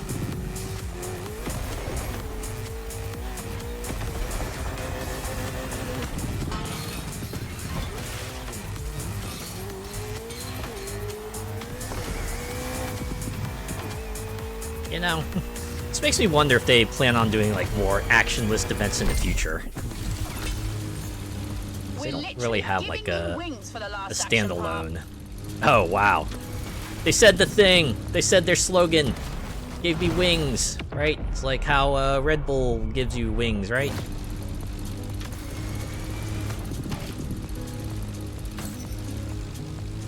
You'll have to be very precise in the air. Flying under bridges, brushing against wind turbines. The Queen set her time. Beat it.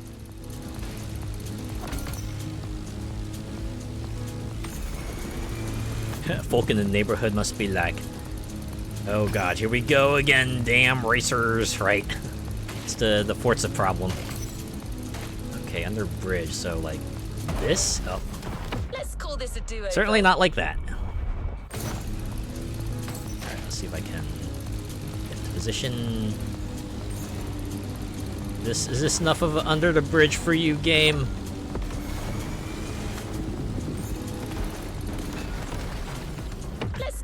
And if you thought creating a ruckus in the neighborhood was bad, just imagine creating a ruckus in the mountain tunnel. Ah, darn pilots, up to their antics again.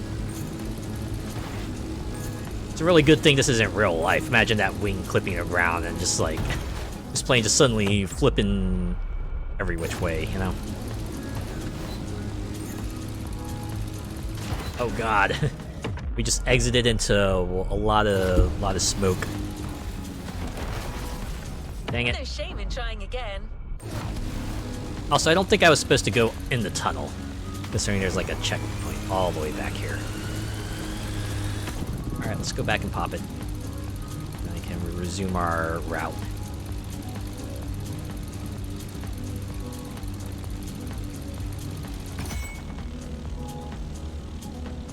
It's actually pretty funny.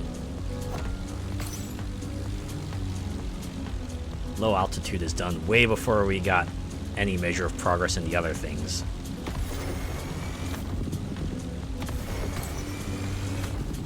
Oh yeah, that was under the bridge, huh? Alright. This under a bridge? I mean, that is a walkway bridge, so better be. Ah!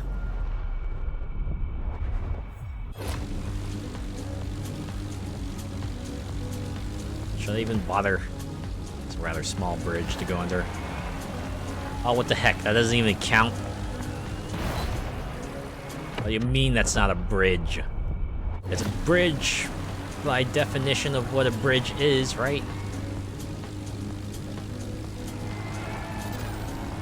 So I think I missed a checkpoint back there. We'll get it this time. Be hard to explain that to the insurance. Yeah, I was in the tunnel, and this plane came out of nowhere. No shame in trying again. Yeah. Kind of story that you don't hear very often. Alright. Alright, you know what, we'll keep that. It's gonna move on, because we got the close call thing done. Oh, great. Is the plane stuck? Let's call this a do-over. Yeah. Let's.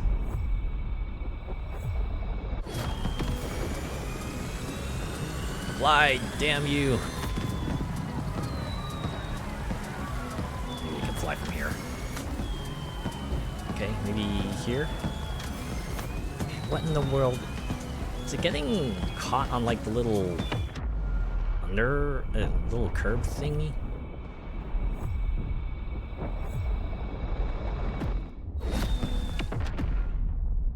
Alright, yeah, let's do back to track. Let's get back in the air.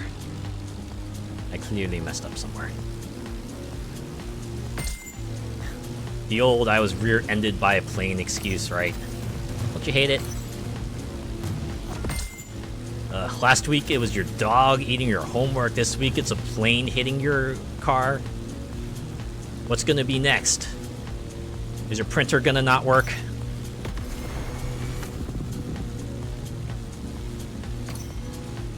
I actually used that excuse in college once. I thought I was like being all smooth and everything, but looking back I was like, okay. I think the teacher's probably just trying to entertain me. I was like, ah, yeah. That darn printer, huh? Alright. Just get it to me by the end of the day. In the end, I got what I wanted.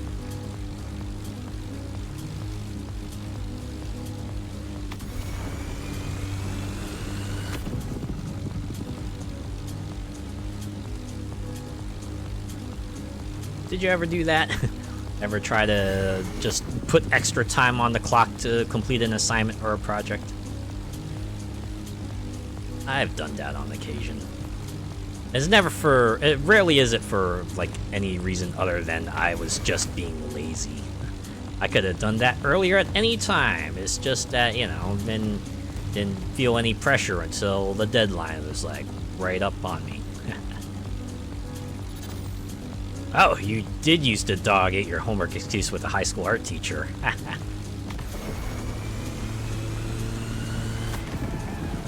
mean, hey, if you do have a dog, then at least you got a legitimate. At least you have some semblance of an alibi there, right? How fitting that we end by going through the giant Red Bull ring. Red Bull has its new action efficient driver. Kudos. This one will be hard to digest for the Daredevils. I mean, considering we didn't see anything about them, right? We just got their word that, oh yeah, they're seething. They're totally angry right now. They're mad. Also, I'm glad I'm not wearing a cap. That way you can see my super sick hairstyle. I just got the cool glasses, right? I got to deal with it shades. Right, much like how those guys are gonna have to deal with that I totally kicked their butts. On easy. Admittedly, but I still kick their butts. Holy crap, 15 parts. Well, it was a 3-parter, so I guess they gave me like a set of parts for each leg. It's time to reap your reward. Your vehicle is ready for you. So, Daredevils, who's the boss now? Goodness me, I should be careful what I say. I have a feeling this isn't the last time we'll be meeting them. Oh, okay. Maybe this was part 1. Alright. Well, let's go and, The reward is as good as the playlist. let's go The get our KTM vehicle. 450 EXE Motorsurf version. You're literally going to own Robbie Madison's dream. So take care of it and make Robbie proud by catching every big wave you see on the Hawaiian coasts. Oh, is this like the water bike? Okay, this one gets the cutscene and everything. Oh, wait, but did the car not load in? Oh, no, it's just a lot smaller. Okay. Alright, the fact that even the bike has no driver just makes this all the more hilarious. It's like every vehicle is just turned into Knight Rider now. I mean, the car, we could at least imagine there was a driver in there, but... Oh. Wow, okay, never mind. The driver just magically appears. Alright. At least they didn't leave us hanging there. And to be honest, if it were just the bike driving itself, that would have been hilarious. How about giving a brand new playlist a go? Yes, I agree with that. Let us do another playlist. Not the Ferrari one, though. I want to do Red Bull Part 2. Gonna be seeing the Red Bull logo everywhere after tonight. Yeah. It's like a bit of a Tetris effect for you there. Red Bull Wild Ride sounds a cross between something not safe for work and a theme park ride. Yeah, you would see this like at a theme park, right? Just Red Bull Wild Ride, and it's just like some sort of dirt roller coaster.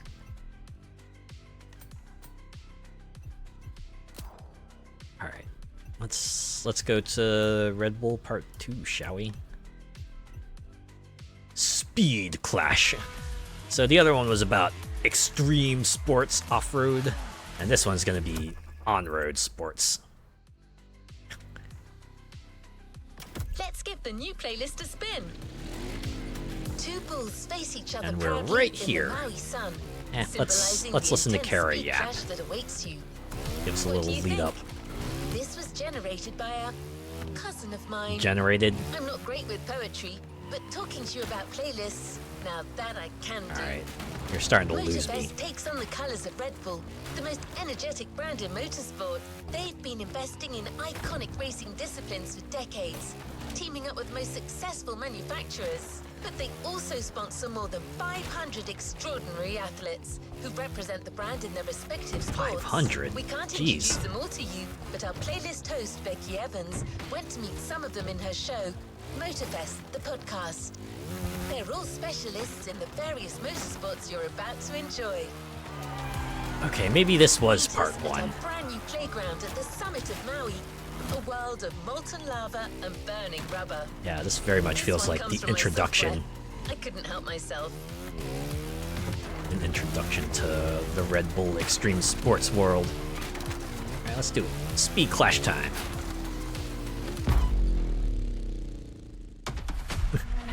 Or one of those roller coaster that goes in water. Oh yeah, that would be a wild ride as Hi well. boys and girls, Becky Evans here. I'm joining Motorfest for this new playlist. Have they and forgotten I that didn't come Monster's alone. on so many race cars and stuff? Red Bull Well, sets do you up see at the Monster summit of Maui sponsoring a on playlist in playground Motorfest? dedicated to every possible racing discipline. We love Red it. Bull also sponsors your Soapbox Derby Championships. In this playlist, you get to become I'm a pro sorry, at did I every see the discipline deal with and it find shades out on which that guy? discipline is the best. Can a motocross bike beat a rally car? Can an AGP beat an aeroplane? It's up to you to take on the craziest challenges and answer the questions that everyone's asking. And I won't be the only one hosting this playlist. Motorsport stars will join us and give you all of their tips and stories. Are we gonna like hear him during the It's event? shaping up nicely. Let's go. Let's begin the Red Bull experience. Or are they just gonna refer back to the Red Bull playlist? You want to hear more about what they have to say? Check out the Red Bull playlist. The clash of disciplines starts now. To get the full experience, check out the Sounds of Red Bull, the new track list in the music player. Oh wow, this is a very self-contained event. You won't have to go very far to do the next thing on the playlist. All right.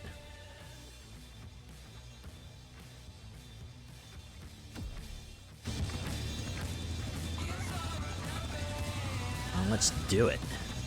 Let's see what's coming up. Event number 1.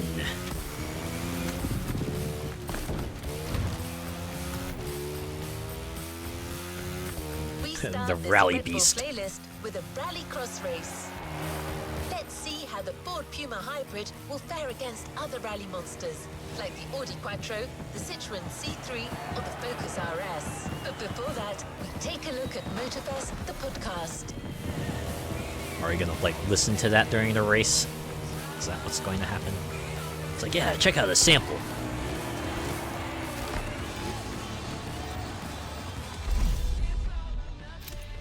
All right, let's do it. Let's do some off-road showdowns.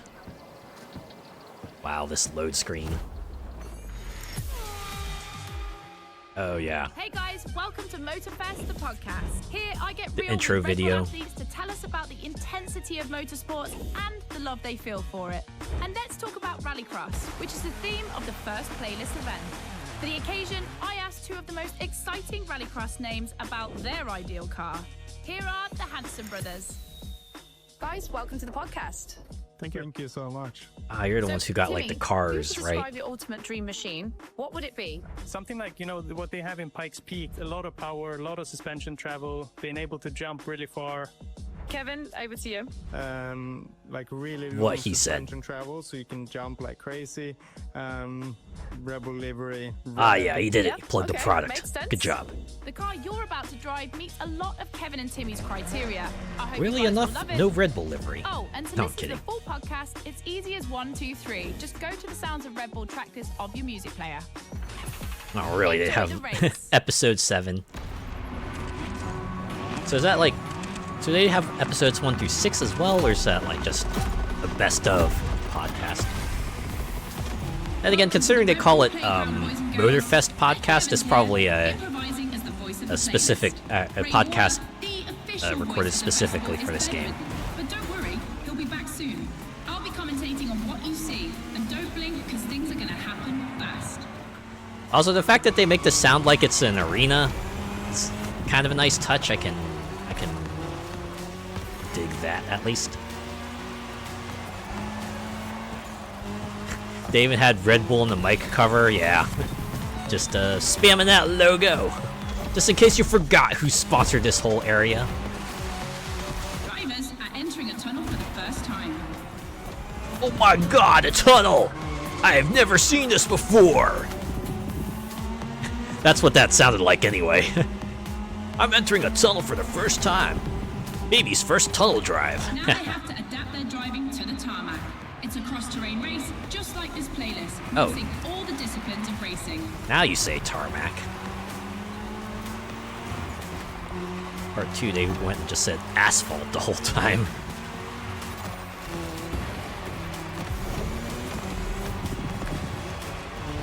Oh, yeah, missing the pit guy. Okay, you have to go easy. You angered them.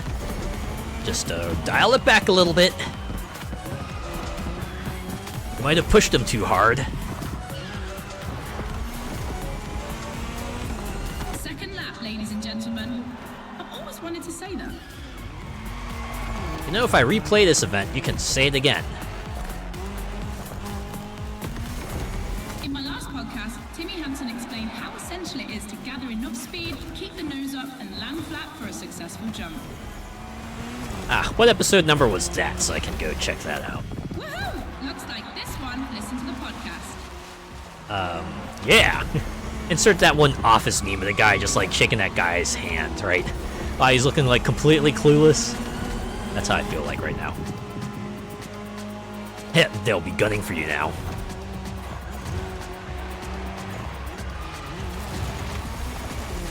You know, that would be an interesting mechanic for like a future playlist. If they introduce like a co-racer that you drive with, you can like just issue light commands to them or something. But the big surprise, undoubtedly the Ford Puma Hybrid Oh Rally man. Rod, the brand's They had to make it first like Need for electrified Speed Carbon then, right? Just be able to issue different kinds of orders to your partner. Be like, all right, you know, help give me a little bit of a draft boost, or block that guy, or help find some shortcuts for me, right? Oh man. Last round, boys and girls. Say third time's a charm, am I right? Crew thing was a nice touch in Carbon. Pretty good idea. It's a pretty good idea, right? Just gives you that feel that you're racing in a team, right? That got other people looking out for you. They got your back.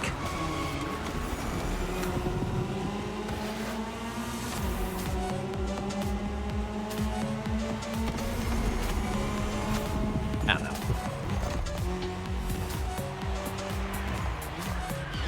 It'll be interesting for like a future playlist idea, right? Let's call this a do-over. I'm used to having like the Motorfest flags. The fact that there's like not a Motorfest flag on this track is throwing me a slight bit. The spotter for shortcuts, yeah.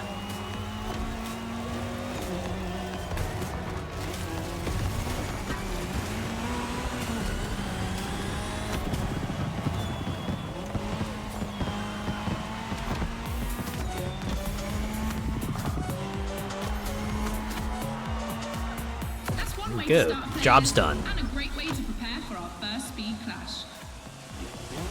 Something first impression.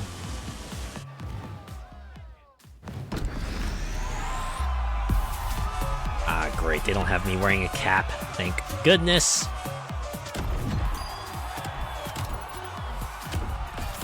Can you imagine someone putting that in their contract? It's like, the hair stays, right? You can't change it up. I will wear whatever other clothes you want me to wear, but you can't fuck with my hairstyle.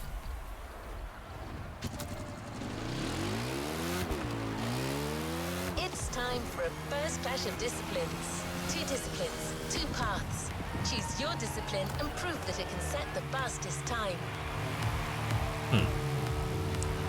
Part of me wonders if, like, someone on the Motorfest dev team was like, they saw the Forza Horizon showcase events, and they were like, okay, so how do we put this into our game?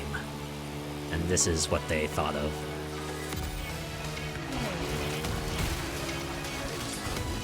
Becky, your turn.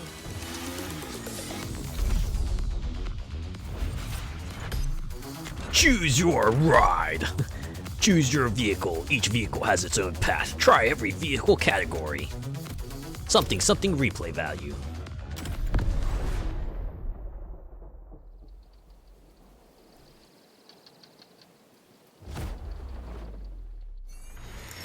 I wonder if there's an incentive for trying them both, All right, boys or and girls, I'm if it's super just, excited because we get to see the hey, we first got clash of 2 different motorsports. races in here. We're staying in the dirt, and you know the first opponent because we already saw it in action, the Puma. But for the second, you'll have to listen to my last interview. Did that say safety culture? I'm Robbie Madison. I'm freestyle motocross rider. I've done a lot of cool stunts. As a champion athlete and stunt performer, Forza's had what some does really flirting fun with the showcases. limit Oh, yeah. mean for you? To me, flirting with the limit is like being in the moment. Certainly You're able a to pretty flirt with the exciting limit, idea you're for the first operating at Horizon, the right? full To really maximum potential, differentiate you're able itself to from operate. motorsport. That's the pinnacle, right? That's peak performance. And you guys, are you ready to flirt with the limits? Team Hansen or Team Madison? Which side are you on? That being said, 5 games in, you could tell that the well's probably a little dry in that regard, right? It's like, ah, yeah, another train showcase, cool. Another plane showcase, cool. Also, I guess. All right. Someone had to create an interface for this. Someone had to create a whole menu for this. You wonder that designer is probably just looking at at home, just looking at their work and like, yeah, players around the world are seeing my masterpiece. Oh, they did a pretty good job of it. I like it. Right? It's like a stage. Okay, enough futzing around here. Let's pick the bike. Oh, I got a hold? Okay. You've chosen the KTM 450. I guess that's nice if you don't want to like Robbie would. accidentally confirm. You mean the cheating train? Yeah. The train that just can change its speed as needed to create the maximum drama. Real speed clash. The first one to the finish is the winner. I think that's like the other thing about the showcase events, right? It was like more spectacle than race it was, right? Because they were always gonna pace things out so you would have like that sort of exciting close call finish. Like unless you like majorly messed up during the race, you weren't gonna mess that up, right? And hey, don't get me wrong, right? The first time you race against a plane or a train or like a bike team or something like that, it's pretty exciting. She's much better at jumping, but the Puma can deal with asphalt and is more reliable on straights. Both have their strong points. Which one will exploit theirs best? Sometimes an event that focuses more on spectacle isn't always a bad thing. I can always go for a good spectacle. Oh my god! I didn't realize we were doing a bit of combat racing as well. But above all, instinct. Making the right choices quickly is the key to surviving the race.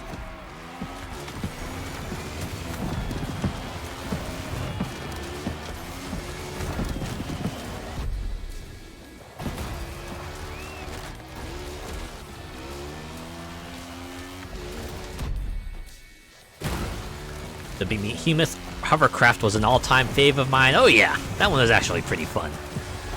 Especially since you cross paths with the hovercraft a lot. In the case of Forza Horizon 1 showcase with the hot air balloon, oh yeah! I keep on forgetting about that one. Probably because it was like pretty unique even in terms of like showcase events, right? So most of the time you're racing against like a higher powered vehicle, but in that case it's just a whole bunch of lower powered ones, if I remember correctly.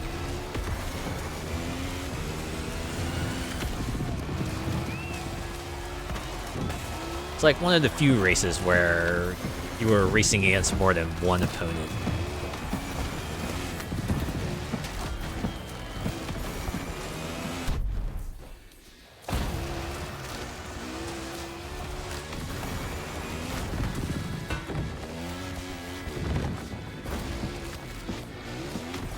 Man, motorbikes are tricky.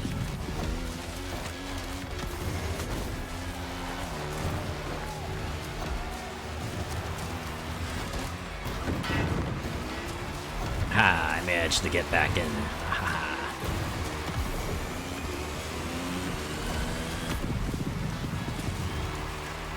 Alright, this race should be almost done. Hopefully that off-road car won't come shoving me into the other route. And the KTM wins! Yeah, wins. Yep, that's clearly what happened there. Was there even a position marker during that race? Like if I picked the car, I would have won with that.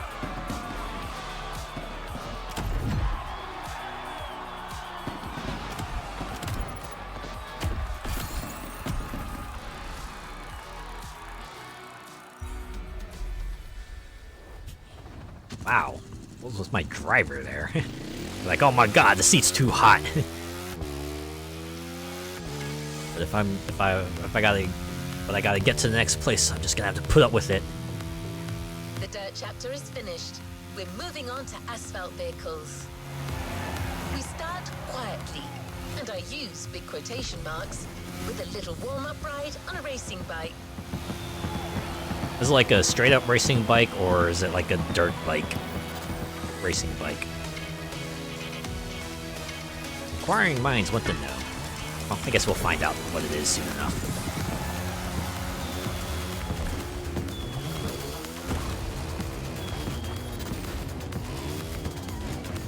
Oh, it's here. Right here. Ah, nope, it is a speed bike. Straight up speedy bike. We're gonna go vroom vroom.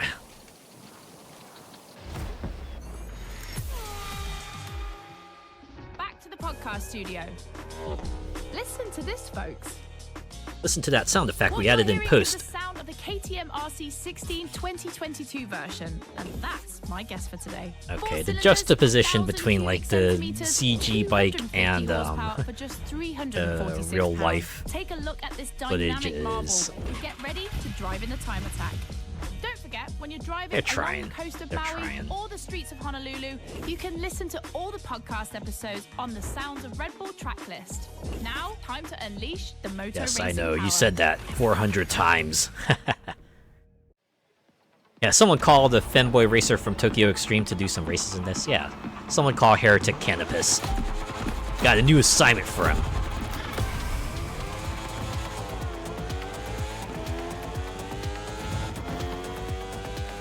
Pay attention, boys and girls. This event can seem simple, but it's crucial for our driver. A time attack to test whether the driver can handle the next clash of disciplines. Okay, so I imagine the speedy bike is going to be one of the disciplines we can race. Is the other one going to be like an F1 car? It's going to be like speedy bike versus F1 car.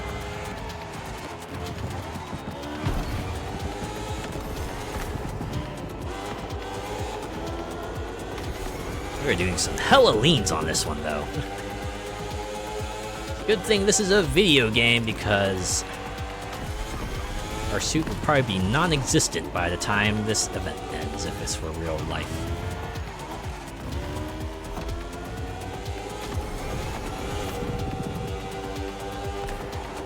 Can you, like, lean this far on a bike in real life? Is that something you can, like, actually do? And no lie, it's definitely not safe. Ow.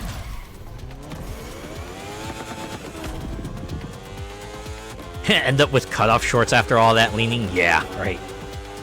It's just gonna be all gone below the knee.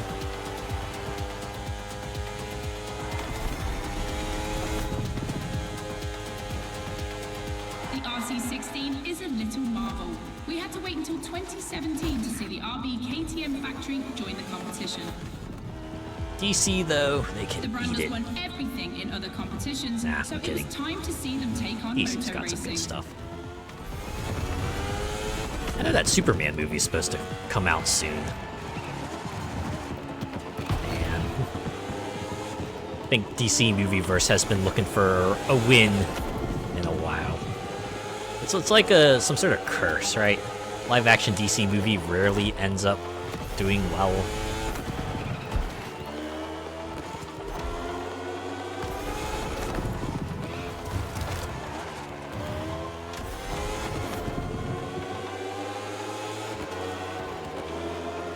Pretty sure it's like been since the Dark Knight trilogy that they've had like any measure of Oh, success. better not look down. There was that one movie recently. Was it like Make some noise for our driver. It's the last Aquaman, lap. I think, that people thought was okay? They need to stop with the superheroes. I think a lot of people share that sentiment. I was watching, I think I saw an image online that was like, oh, hey, Marvel Cinematic Universe has wrapped up Wave 5. And I was like, wait, what? What was it all about?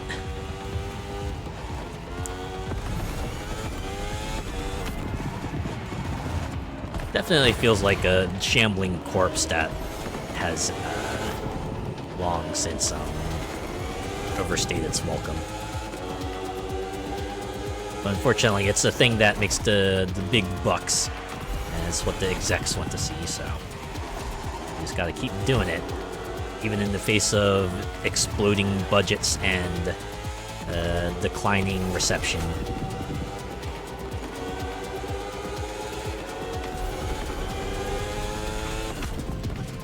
It's kind of crazy, right? You'd think at some point something's gonna give, but I'm sure people have probably been saying that for a while now. And yet, it shambles on. Moto test passed. Now our driver can either play it safe and keep this vehicle, or roll the dice with something unknown. It's an agonizing decision. Do you want to keep the bike, or would you like to take what's behind door number 1? I mean, it was probably going to be like the other cross-discipline event where we can pick which vehicle we want to rep. Yeah, the lights are on, but nobody's home. Clash of disciplines in sight. When a racing bike meets a racing car, it's a real battle for the asphalt. Yep, speedy bike versus F1, right? That's going to be this showdown here.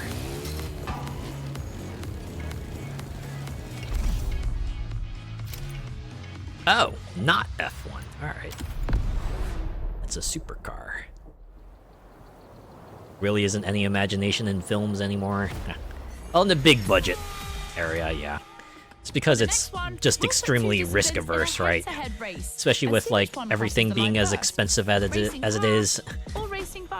They want to try to stick with things that they think will get them the biggest return, but fortunately, even in the face of declining profits, they don't know where to go next. Lighter and its top speed flirts with 224 miles per hour. It's the logical choice. But aren't we here to defy the laws of logic? Racing car addicts, it's up to you to prove otherwise.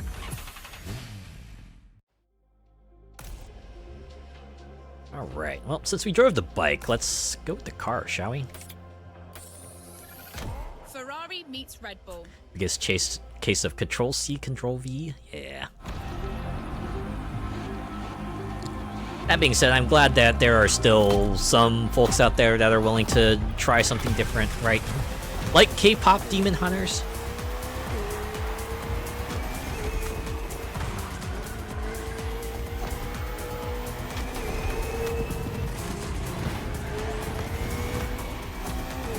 But yeah, if you want to see something like truly unique and creative, most of the time you're gonna have to go with like the indie scene, right? At least that's what I've been doing with video games, right? Like, there might be the occasional big budget title that I'm interested in here and there, but most of the time I'm just like, yeah, give me like one of those $20 indies or something, right? Something I can get through in 3 to 4 weeks, or maybe an afternoon. Just have myself a good, focused, interesting time, right? I like a good South of Midnight or Claire Obscure every now and then, you know?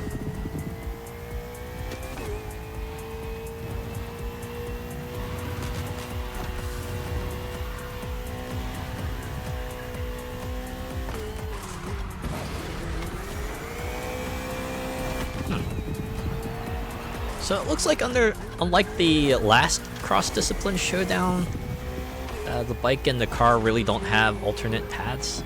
At least that's what I'm gathering from all the barriers and stuff. The fact that the announcer hasn't said anything about differing paths. Oh, wait. Are we going to get to do some sick air? Oh, no, this isn't it. You know, I wouldn't be surprised if the final event just, like, ended on that big ramp. Be like, yo, driver, hit that big-ass ramp. Big-ass ramp.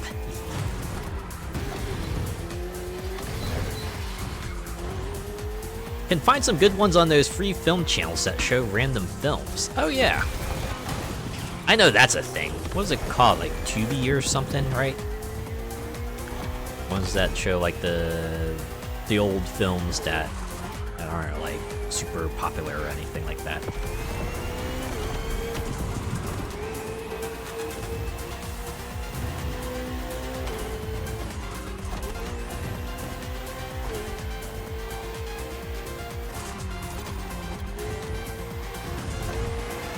Yeah, flicking through and you're like, oh, what's that? And start watching. That was the old days of TV, right?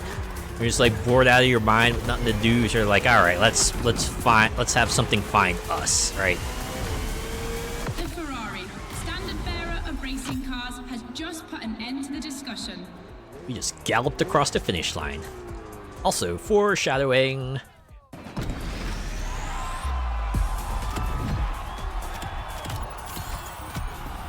Alright, so that's 2/3 of the way through, right?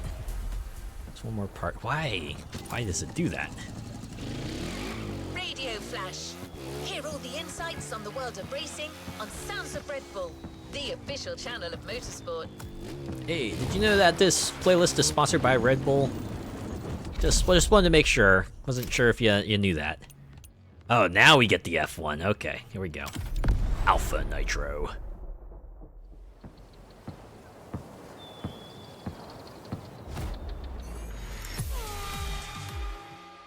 Hey boys and girls, I hope you can keep up because we're So about what's to the go last hard showdown with the gonna be? elite of motorsports, the AGP.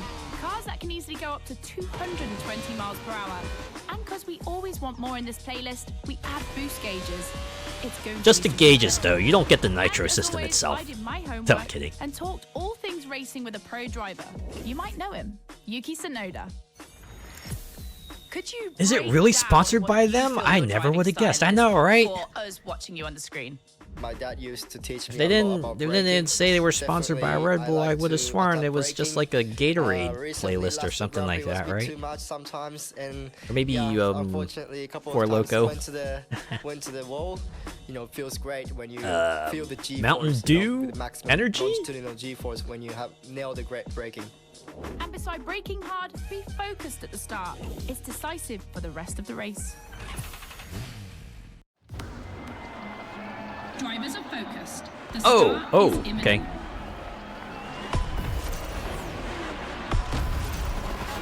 I realized they gave us like the pre-start nitro system as well. All right. Huh. A full AGP race, using boosts in the right place at the right time, will be decisive. Okay, so this is like full on. Well, not full on, but they are incorporating other aspects of F1 in here.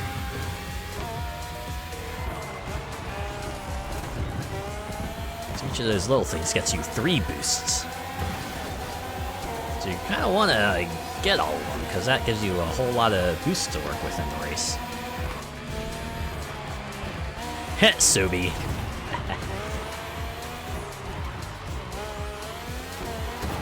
Ah. Get back here, Elstrom. Second lap. Second lap, same as the first. Better than the worst.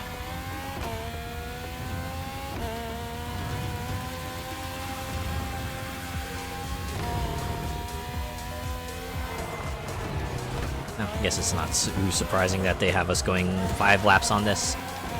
These laps are pretty short.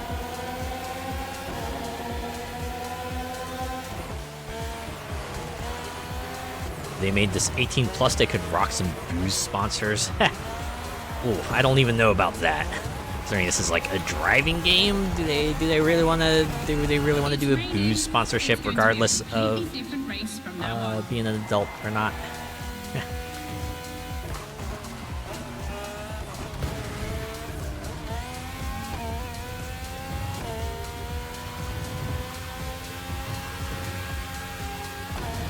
Does make you wonder if they do keep doing sponsored playlists next year. What else would they have, right? They'll probably do like another car brand playlist, but other sort of like racing / car company do you think would want The playlist in RB Motorfest? Museum is on this circuit. 4 generations, RB13, 14, 18 and 20. 7 years of evolution from Renault to Honda engines. Between them, these 4 account for more than 70 podiums. Whoa. Nearly all of those old school race cars and stuff were either all booze or cigs. That was before they had like regulations in place, I imagine.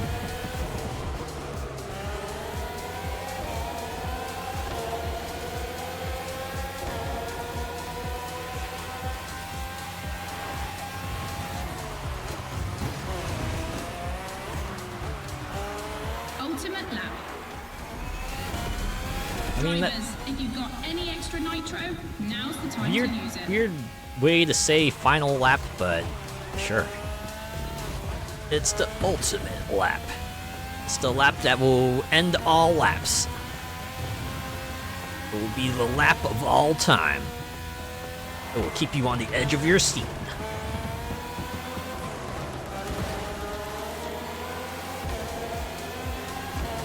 This reminds me of one old YTMND site. That was basically like the greatest fucking movie of all time. Basically, just like, you know, just hyping up this fictional movie about how amazing it would be. Of course, had all the famous stars at the time. AGP just keeps getting better and better. It was amusing. It was amusing for kid me, at least. Alright, that's 5 of them. Means we got 1 more to go.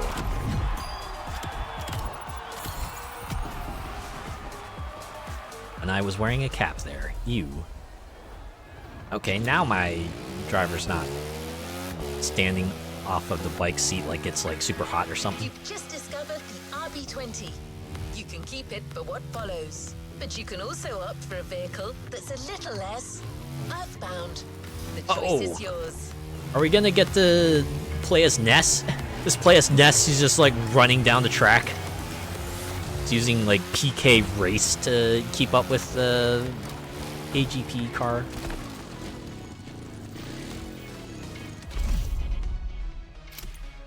Nah, of course. It's a plane. It's a plane. That's why they said little us earthbound. Well, we gotta fly the plane, right?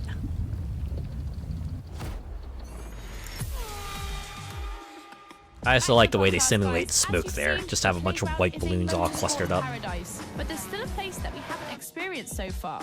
The water! The sky. Oh. I was lucky enough to feature Luke Chapella, Red Bull Air Race pilot, famous for being the first to land a plane on the very tiny helipad 600 feet in the air.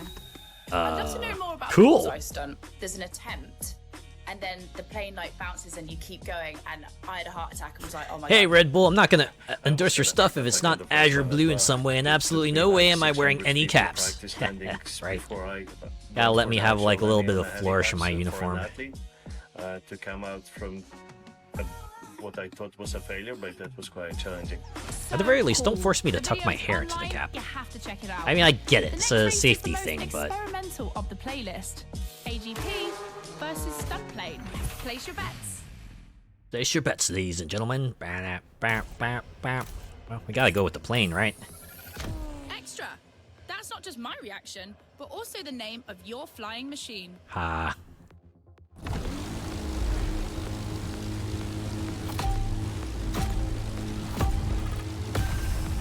Yeah, I guess they didn't want to pad out this playlist too much. And that's why we're only playing like, that's why like half of the playlist is only dedicated to like half of the vehicles you can You'll probably ride know in. that this isn't the first time an AGP and a plane have been put on the same grid. Last time, it was in a straight line in a drag race. Oh yeah?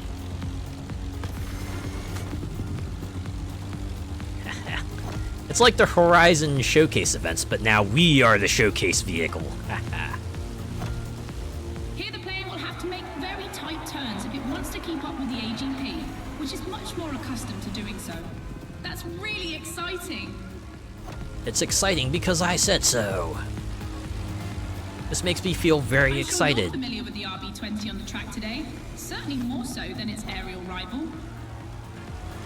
Because it got Stressed featured in a 10G previous and event. Capable of reaching 975 meters per minute, its size makes it the perfect aerobatic aircraft. Let's hope our pilot will give us a taste. I hope I am. Place your bets, insert Casino Night Zone theme. Yeah. Now there's a chill We time. entered the second lap.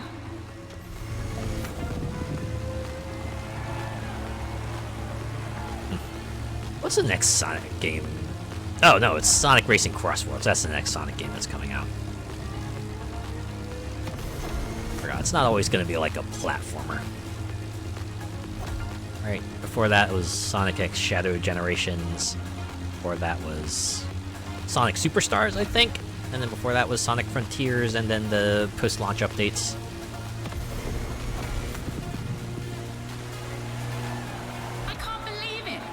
neither of them wants to give up. I mean, mostly because I can't give up. If I do, I crash into the ground, and that's not gonna be a fun time for anyone.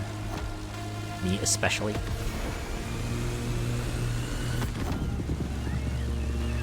This succession of turns is tricky. I have not played Shadow Generations yet, although I've heard very, very, very good things about it. Maybe I'll do that on stream sometime in the future, along with Sonic Frontiers. Maybe not Superstars, though. I haven't heard the best things about that game. One more lap. A boulevard to pick up speed. I hope they haven't forgotten the turn waiting at the end. As long as it's not a boulevard of broken dreams. Very melancholic song, but it's one I enjoy nonetheless. Any game with my boy Shadow is a good time. Yeah. Apparently they did Shadow Justice in that one. So much so that people are not angry at all that they delisted the original Sonic Generations for it. So if you want to play Shadow Generations, you have to pony up an extra $60 even if you played the original Sonic Generations before.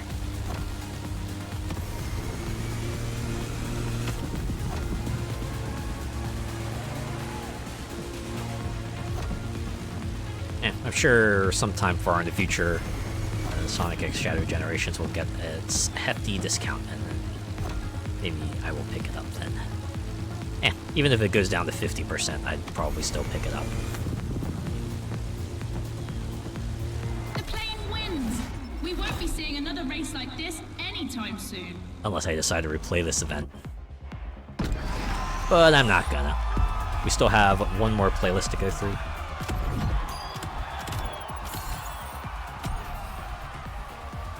Speaking of discounts, you guys ever check out the Steam sale at all?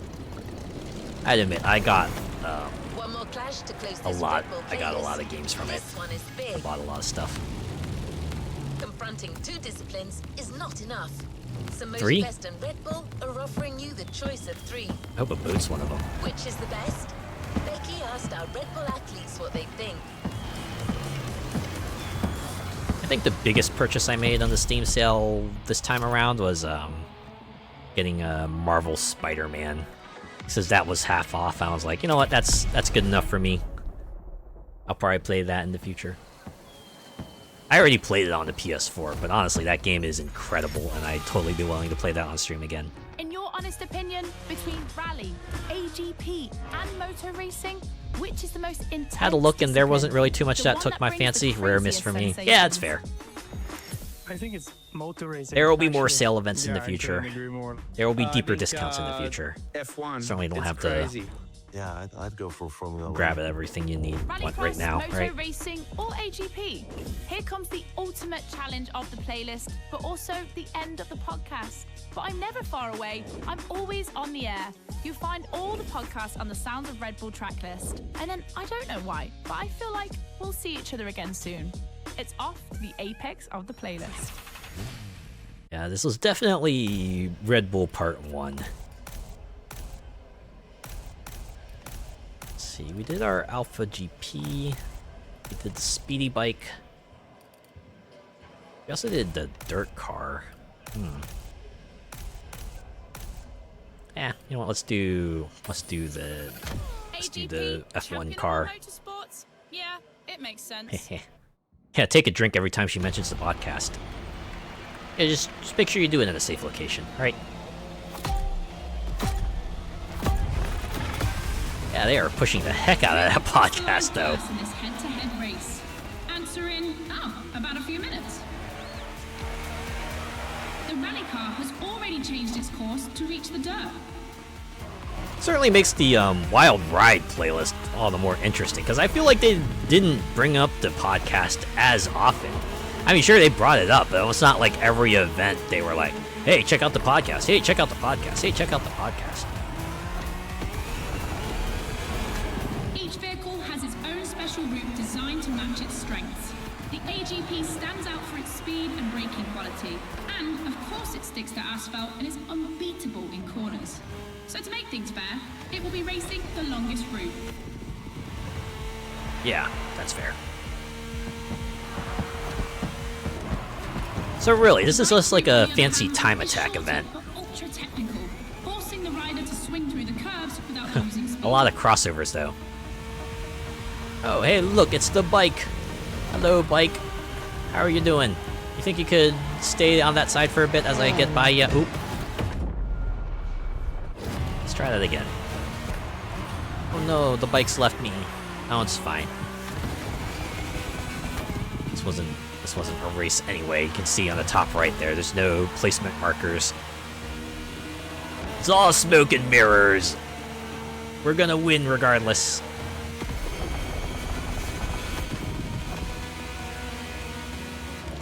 Red Bull's version of like and subscribe, follow me on socials. Oh yeah, they can't name any of the social sites directly. Can't be like, yeah, follow me on Facebook /YouTube /Twitter. But don't forget that its path is the longest. Everything can still change. I think I need to make a sound clip of that line from Like a Boss, right? The one where the guy is like, yeah, I know, I heard that. You said that 400 times. I just need to make a sound clip of that.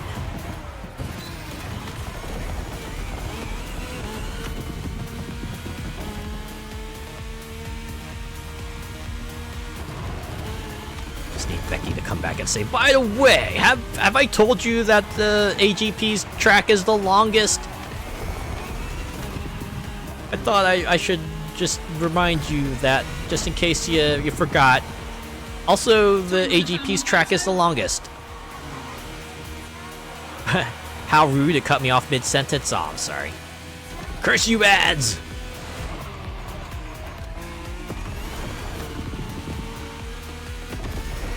Well, hopefully the ads didn't suck. At the very least, it granted you a reprieve from seeing the ads for the Red Bull podcast that you can listen to in the Crew Motorfest.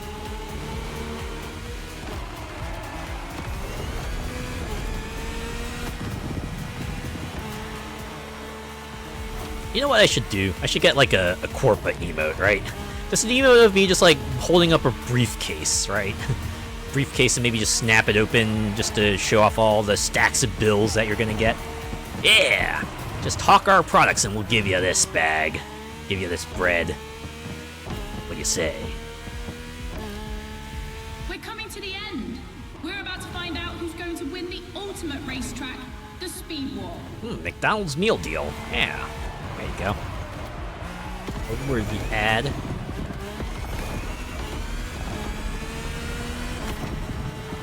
Been a while since I had McDonald's food. Then again, I usually only order something from McDonald's if they have like a Happy Meal toy that I'm interested in. Other than that, it's like, no. If I get a fast food order, I'll usually just get like something from Burger King or Popeyes or Taco Bell.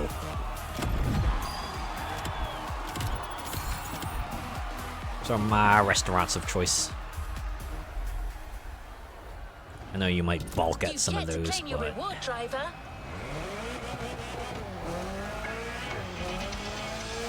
End of Speed Clash, the first milestone in a promising relationship between Red Bull and Motorfest. I'm sure this is just the beginning. I don't remember if the whole Red Bull thing was always going to be a two-part thing, or if we're going to see like a third Red Bull playlist sometime in the future. We thought maybe you wouldn't mind having a Red Bull branded Ferrari in your garage. The Ferrari F48 GT3 FA Corse is just for you. Oh my god, I'm getting a Ferrari! Foreshadowing!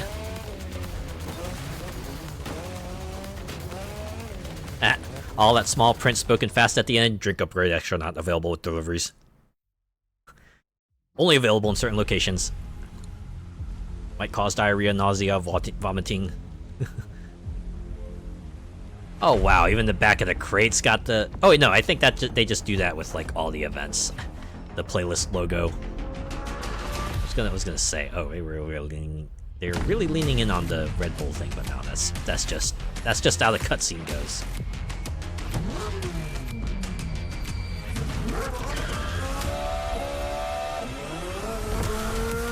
You know they probably recorded a real Ferrari motor for that one. Gotta make it authentic.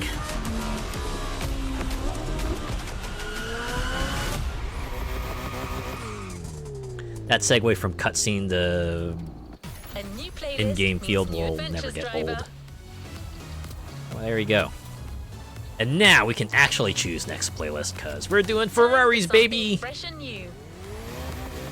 I used a Ferrari to get to Ferrari playlist. Oh, apparently there's a collectible thing nearby. Let me get that real quick, actually.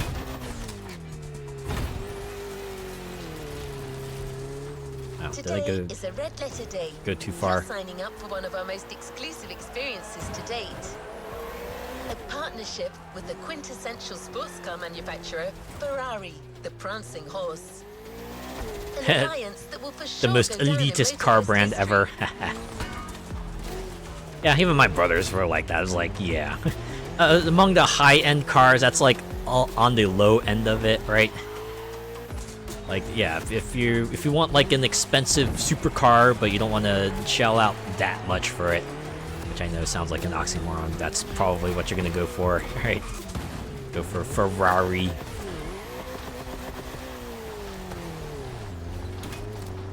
I know I've said multiple times that Lambos would be my supercar of choice, but I had to admit I'm starting to take a liking towards like McLaren as well. I kind of like the designs of their vehicles. Alright, you know what? I'm just gonna worry about that collectible on my own time. Let's not waste time trying to get that. I can, get that on my own time, you know? We got some Ferraris to look at. Actually, also, if you want to actually keep your car at home, don't get Ferrari.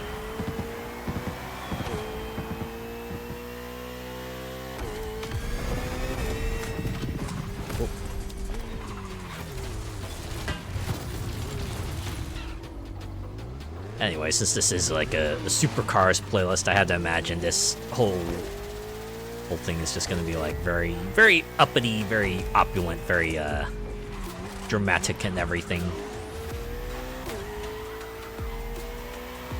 They want to show that they have class, you know. When you buy Ferrari, you're not just getting a car; you're getting a whole experience. Get your monocle, get your top hat, get your fancy little cup with the most expensive drink you can think of. To be your guide on this pilgrimage through excellence, we've invited our resident scholar and authority on luxury cars, the Motorfest archivist. Sir, you're up. Look at that, they even have like a guy called the archivist. Pleased to meet you.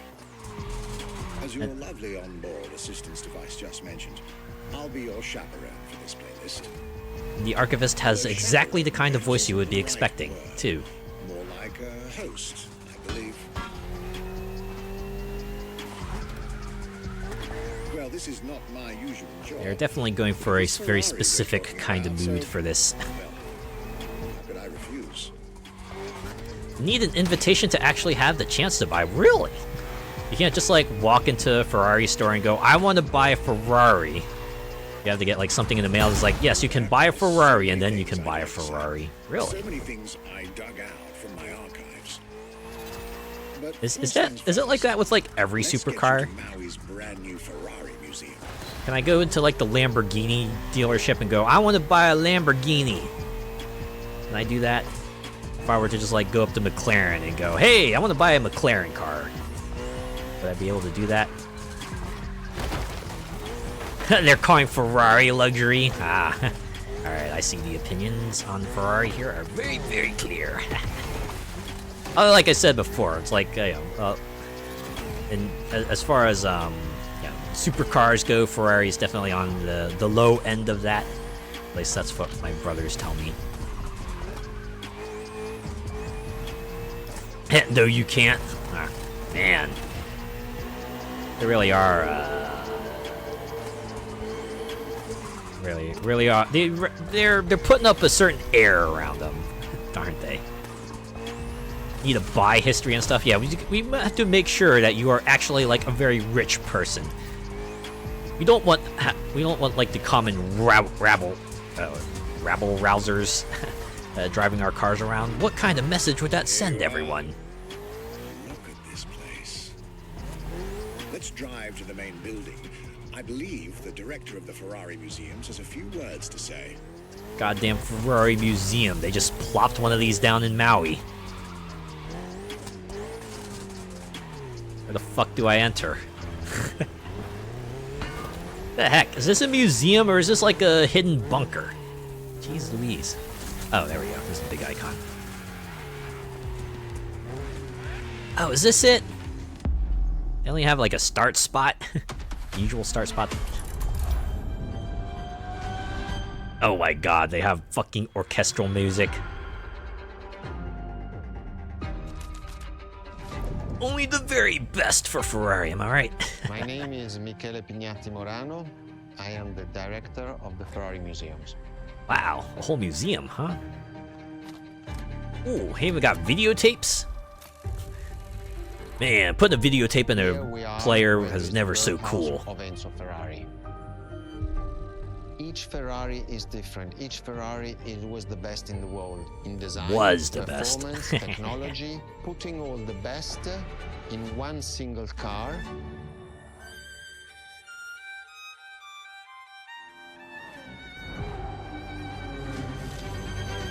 It's very red. Lots of red.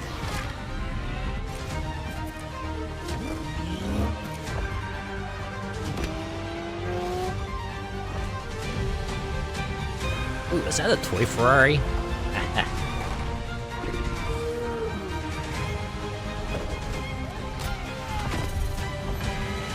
Ferrari is a legend.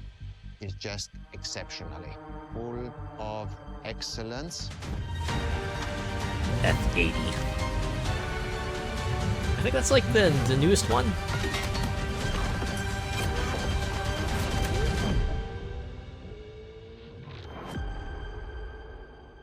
Questo Enzo Ferrari Modena. This is Ferrari Supercars, a partnership with the Enzo Ferrari Museum of Modena. Oh my god, the events are scattered all around. Oh, man.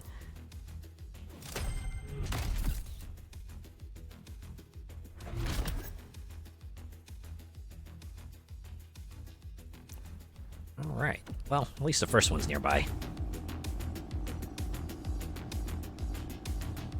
You know, we can stay in the Red Bull Ferrari for now, at least, right? There's a particular kind of Ferrari we're going to speak a lot about today. The Ferrari Supercars. It's kind of what you're known for, right? Is none other than the first Ferrari in the supercar bloodline, the Ferrari Alright, let's listen to this guy yap. Like, you have to own so many and certain models before you can buy. Oh, okay. So to get more supercars, you need to have supercars. That's like some circular reasoning right there. God damn. A lot of supercars are like that, even Porsche. Yeah, you know what? I guess. Everyone wants to protect their brand. You can't let any schlub just go up and buy a supercar. Until Ferruccio Lamborghini said, I'm the best now. Step aside. Fortunately, Lamborghini's already had their time in the limelight in Motorfest. It was Gran Turismo omologato.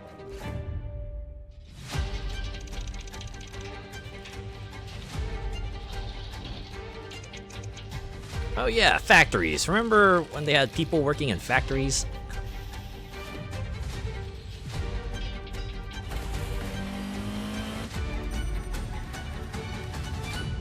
The definition of supercars is very simple. It's the top. It's a car that's super. That period. In design, performance, technology, putting all the best in one single car of that period. People call it the 288 GTO, but that is not the correct definition. The definition for that car is the GTO. Punto. Sure. Yeah. Well, I'll take your word for it. They even end with a quote. It's like a full-on documentary. Oh, okay, we're doing a race. You know what? They should have made like every event in the Ferrari playlist just an outrun event. Honestly, I think I probably would have had a bit more respect for them if they did that. Just make every single one an outrun event. To Ferrari, supercar is a term that refers to milestones in motoring history. Oh my god, even the HUD, I imagine, is a recreation of the Ferrari odometer. Of Enzo Ferrari's philosophy, aiming to make every new model the best car of its time. That means that every new addition to the lineage. That guy was so damn smug. Certainly sounded, yeah, he had that air of pretension around him. So like we have a clean driving objective here. Say, you don't want to scratch this up. It is an expensive supercar you're driving here. On this adventure. But for now, just enjoy the collector's piece that is the Gran Turismo Omologato. Or, like Mr. Pignati Morano said, simply GTO.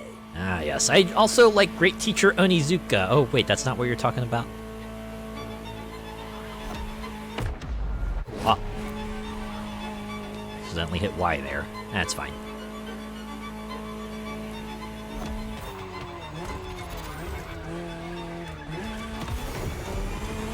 This car is, in essence, a special version of another iconic Ferrari, the 308 GTS.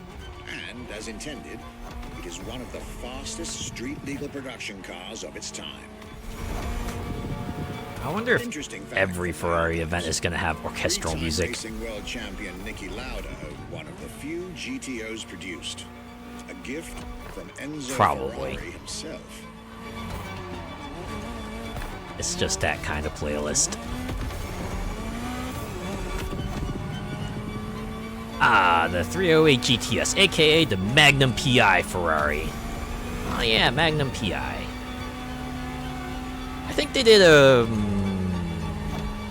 revival series of that on CBS, right? That was one they did along with Hawaii 5-0.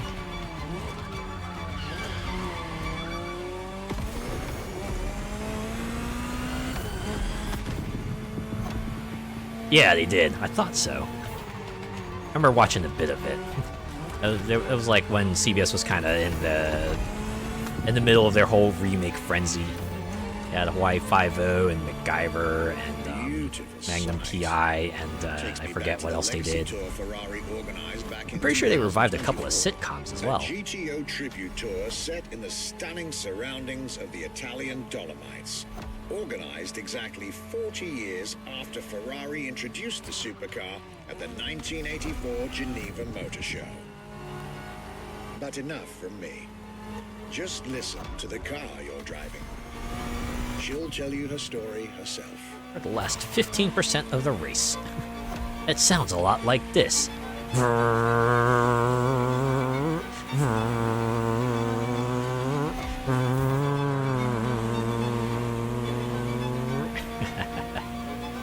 The Equalizer.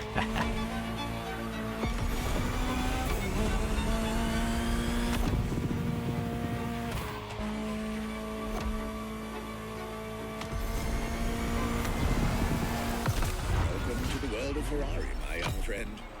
A world where legends live among us to tell their Young stories friend. of How old are you, Archivist?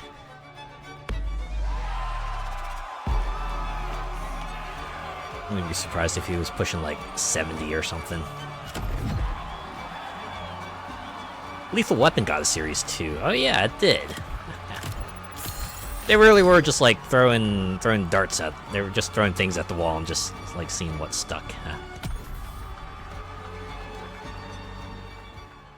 Man, I wonder what shows are still around, if any. I was delighted with that introduction. I bet you just like listening to yourself speak, don't you? Make the acquaintance of the next two supercars in our Ferrari lineup. You heard me right. The next event will feature not one, but 2 cars for you to drive. Oh man, I'm gonna get to drive them in tandem. The inspired and So you're just gonna see my character just standing between the 2 cars, like right, split leg style. One foot on each car. You gotta steer them both in tandem. It'd be like giant roller skates. He sounds like your typical butler at your stately English home, right? It's like the butler to the rich person, to the rich character, right? The Ojo-sama. Oh wait, I'm going the wrong way. Oops. Yeah, it's okay. This isn't like the featured Ferrari, so it's fine if we just smack into a stone wall here and there, right?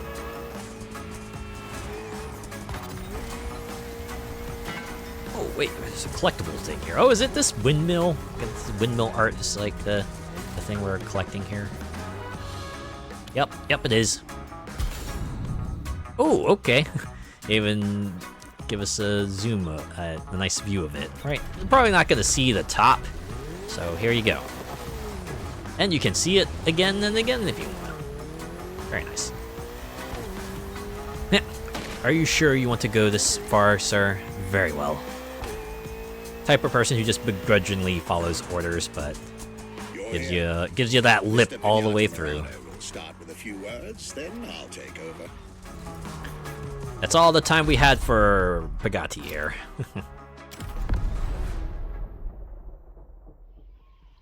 Alright, just like read this line from this paper. They did it in one take. Alright, we're good. Oh, okay. Choose your destiny. Man, this looks like they're about to have a fight in the boxing ring. About just like duke it out or something. Also, I like how if you linger on one car long enough, they start doing the pans, right? The teaser shots and everything.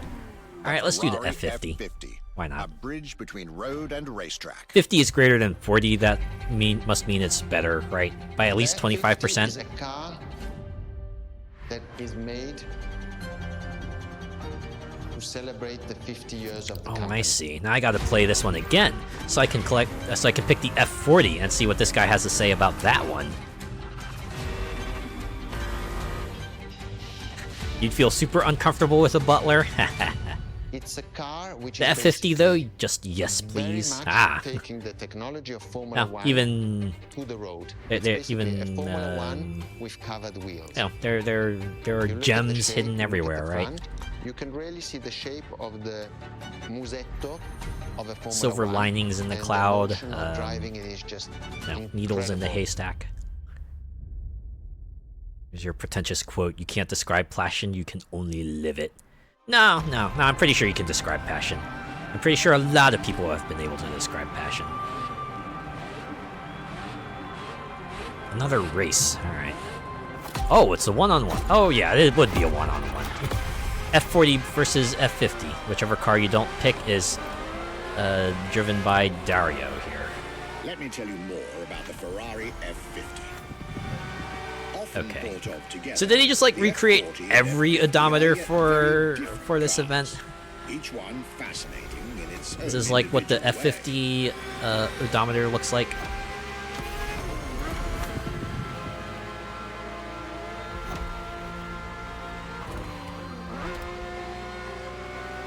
To be honest, it looks like something that you could probably create pretty quickly in like Photoshop or something. Convention.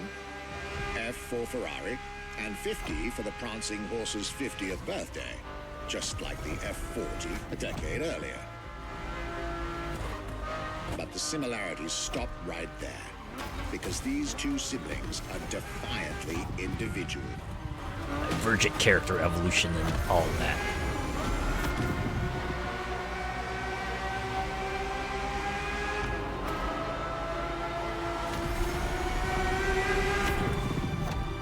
I just noticed even the checkpoint flags have been changed up to kind of match the aesthetic of Ferrari.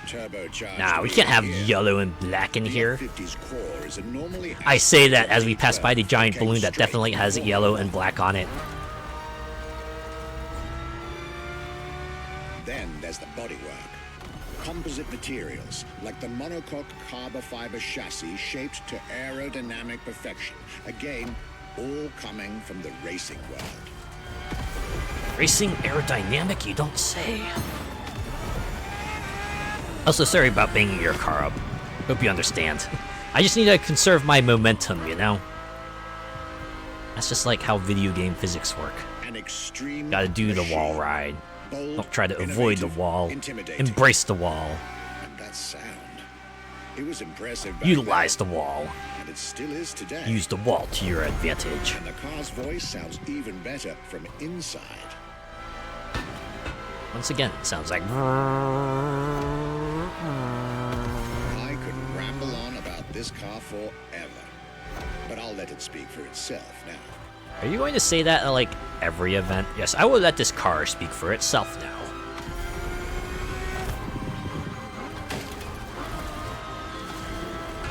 I just want this guy to, at some point, just go, nope, I'm gonna talk over this car some more, if you don't mind. Because I want to keep on gushing about it. I keep on hyping up the Ferrari brand.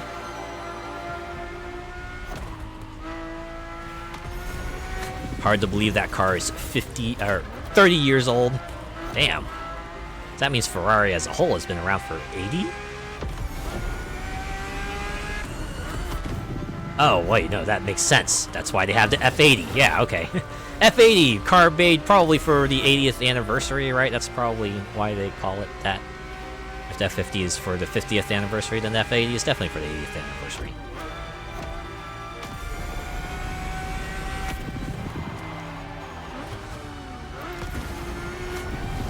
At least this was only a 2-lapper. This was the F50, a sports car that screams performance and racing spirit with every fiber of its being. 1939 it was founded. Ah, okay. So that means the 80th anniversary was actually, 6 years ago. Huh. Which means in 2029 we might see a Ferrari F90. Provided Ferrari survives. I mean, hey, there's 4 years between now and then. Anything could happen.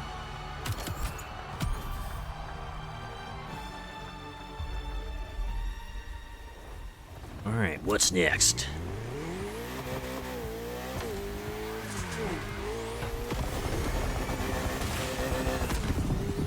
I believe that you're now expected at the Hanauma racetrack. They did the SF90. Let's get there with panache. Another special car is waiting for you. Look, I'm just driving from point A to point B. I don't know how I'm supposed to drive there with panache. Do I have to just do like some really sick stunts while also staying on the road? Is that what you mean? Telling me to drive with panache is like telling a graphics designer to make a website pop or something, right? It's like, no, please, be more specific. For the love of all that is holy.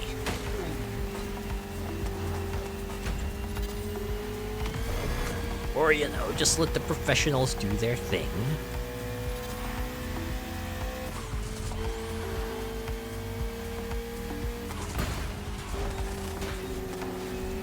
Bugatti are like 80 plus years, rookie numbers. We were founded in 1909. Oh, snap.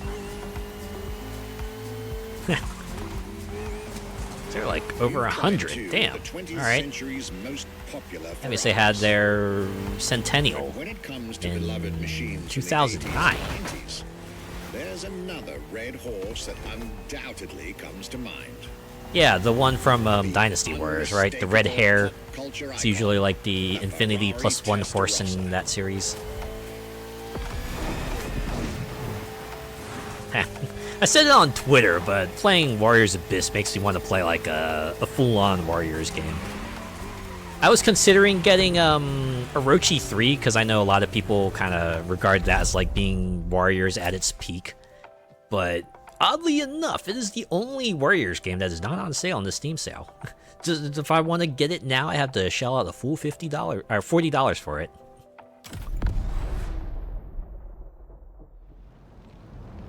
And it'll probably go on sale on the separate Tecmo Koei sale. Which is one of the most right? iconic cars that people remember, I think Matter the of time, Testarossa I is imagine. definitely among these cars here.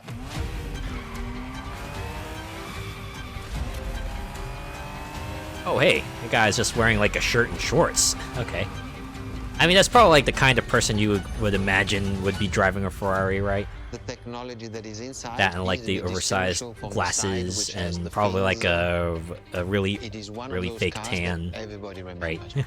That sort of haircut that just looks, you know, like they put in a lot of product in it, right? It's like way too spiky for its own good, you know?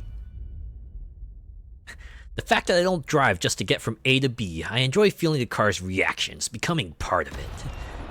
You want to be assimilated? It's like the Borg car. You will be assimilated, resistance is futile. Oh! And this is a full-on solo drive, alright. Ah, there we go, outrun, yeah! Now that's what I'm talking about. Someone start up Splash Wave, oh yeah, we're going on a cruise. The Ferrari Testarossa was quite the celebrity in her time. Movies, TV shows, magazines, and even video games, the Testarossa was everywhere. Video games, you say? To kids and adults alike. Like, say, Outrun? With its angular design, minimalistic lines, and hell, look at those thick hips. This is a very wide car. Wide car is wide.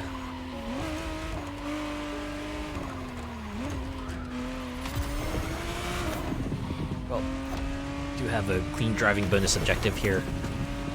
I know I got like tens of millions of bucks, but hey, another 4,500 could be useful, right?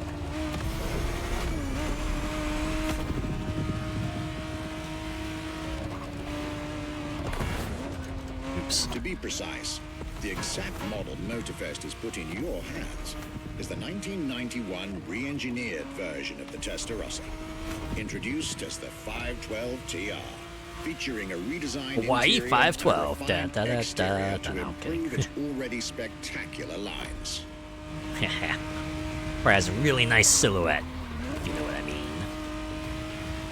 Needs a paint job to make it look like it has striped stockings.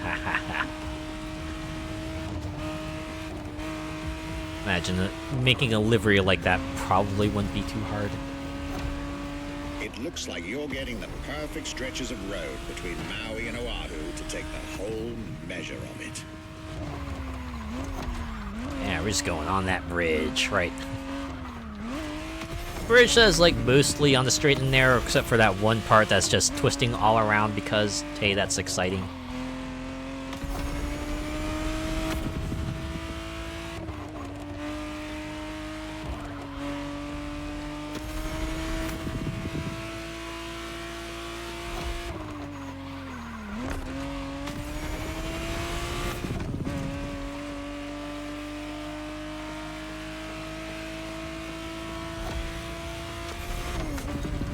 You know, now this is my idea of a nice evening drive, right?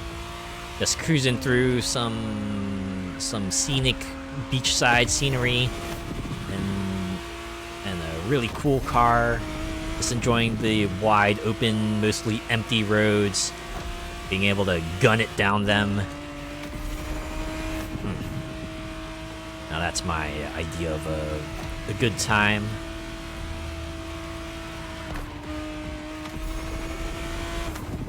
They really went all out with the decorations. There's all sorts of sort of unique flourishes they've put on all these roads here. Like the red markings on the sides and the variety of flags and billboards they got. Fresh air and nostalgia. Nostalgia can be fun. Go. I think we're about halfway through the Ferrari playlist now, right? Another 3 events to go. What's next?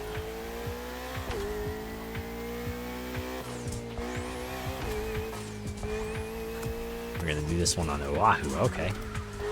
I wonder if this next Ferrari event will send us back over the bridges. For you to get a real taste of Ferrari's racing DNA. Oh God, no! Please don't. Gave birth to the supercar bloodline. I don't like having stuff injected into me. I went again through my archives to select not just one, but 2 vehicles for you to drive, one after the other. 2 machines from 2 different eras. Okay, so we won't have to pick one or the other. Experiences.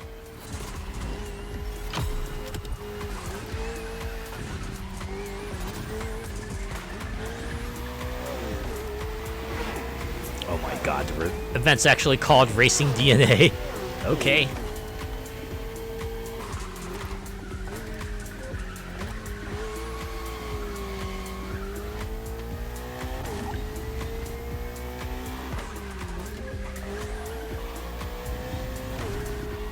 I'm just imagining that story, right? Just a person who's just forcibly injected with Ferrari DNA and is now aware Ferrari, right? It's like at anytime there's a full moon, they just transform into a Ferrari.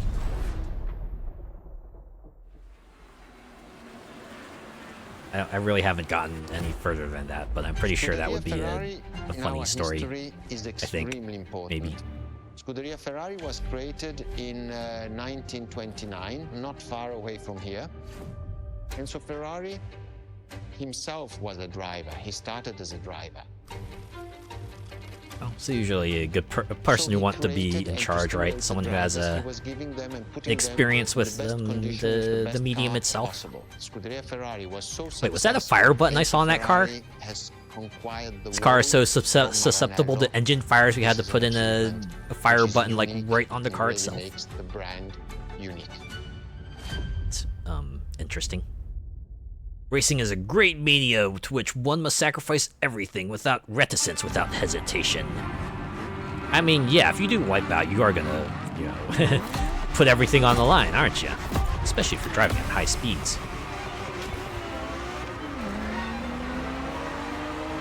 Scuderia is what started it all. Lap 1. What are those dots there? The creation of every Ferrari ever made, especially the supercars. The racetrack is an indispensable stop.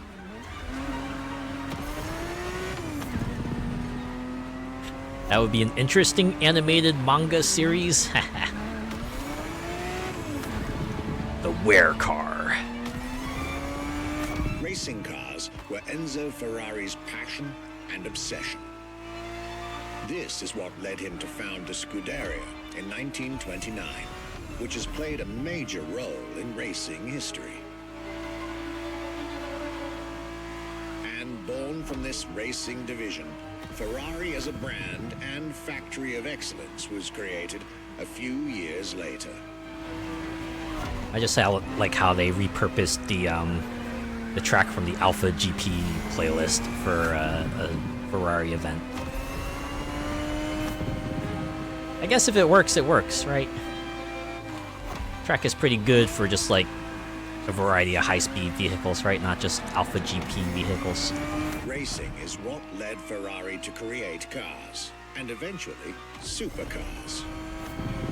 Without his racing spirit and passion, there would be no Ferraris as we know them. Oh man, imagine that alternate timeline, right? A timeline in which they didn't have a guy with passion or whatever, and the Ferrari brand did not exist.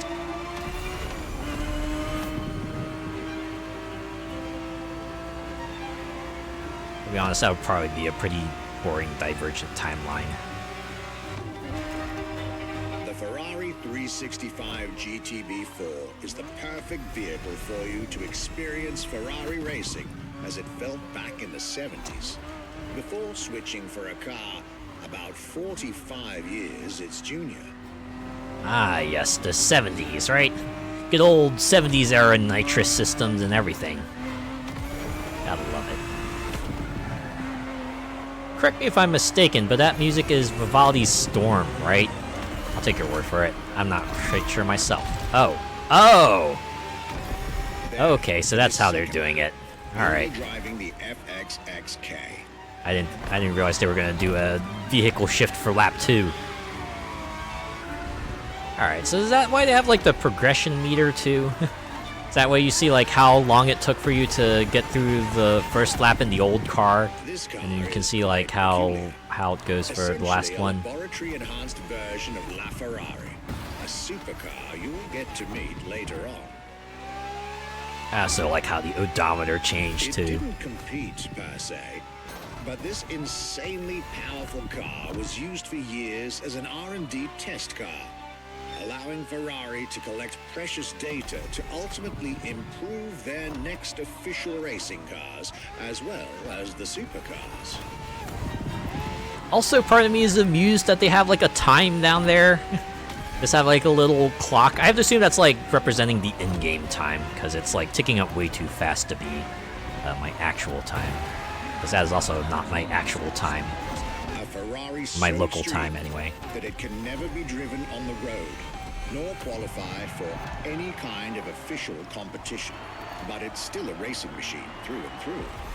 They're just dedicated to recreating the odometers for all the cars, right down to the last detail, right? Like if the odometer of this car has a time clock, then by golly, we're gonna put a time clock on the in-game odometer as well.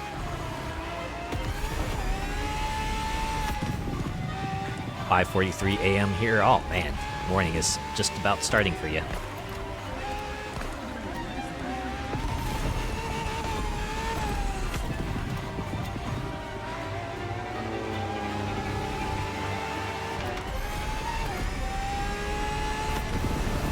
This was a peek at Ferrari's. Okay, so we were about 30 seconds faster with the second car. Heritage in which supercars are It's about 20% faster, 20% cooler, right? A bit of a rainbow dash there.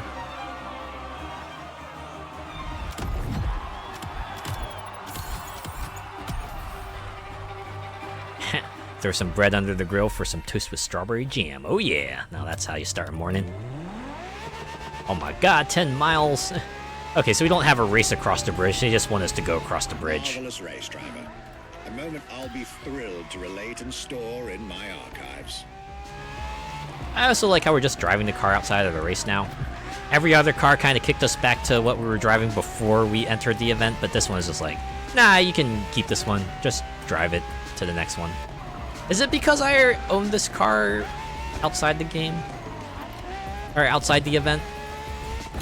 So why they just let me drive this thing? That's probably part of it.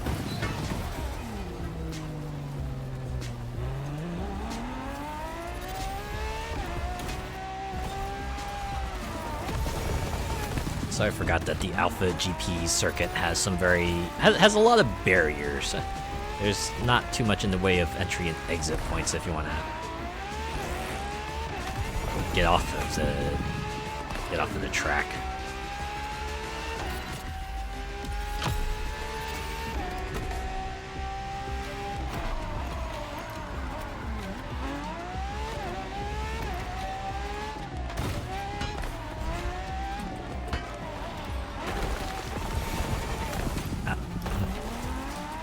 Trying to cut the corners. Alright. Well, at the very least, a lot of this won't take very long because it's Let's get our focus back to our supercar lineup. Pretty big straight shot. With the GTO, the F40, and the F50, we've covered all the Ferrari supercars born in the 20th century. Born. Enzo Ferrari just gave birth to a lot of cars. The more recent 21st century supercars. Well, I'll talk, you'll drive. Let's get back That's what I'm good at.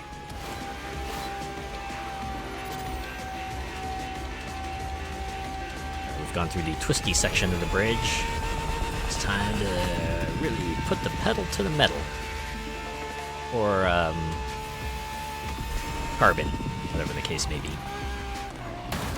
Oh, I thought that was a breakable wall, but it was not.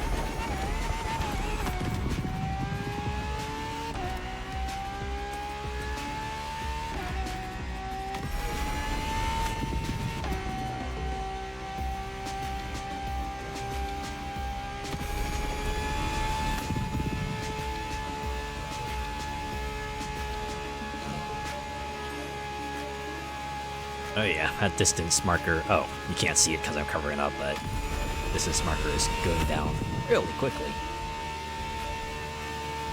I mean, this is a very fast car, so I guess it makes sense.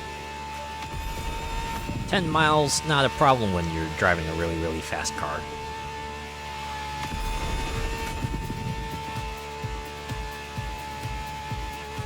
Look at that, we're in Maui! Yay!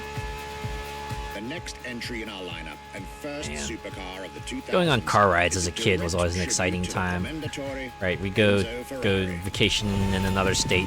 So anytime we saw like the sign that was like, "Welcome to, you know, the next state," we're like, "Yay!" Hit another milestone in our trip. Yay!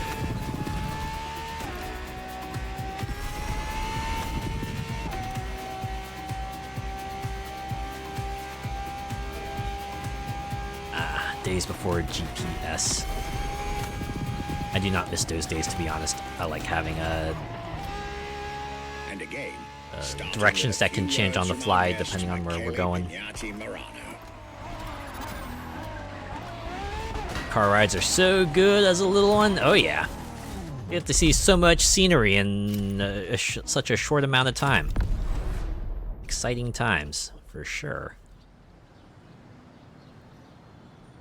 Just like new sights, new scenes, and everything. It's a lot. It's a lot of fun. It's the top of the names. You couldn't do anything better than that. Until you do. Oh, hey, it's a video thing they had in the intro. Look at that. Look at that. Look at those scan lines. Look at that grainy footage. Is that the best quality they had, or did they like put some video effects on it? It is still a car which is modern, and it has more than 20 years. It's a good thing Skip is a hold. But it's still unique.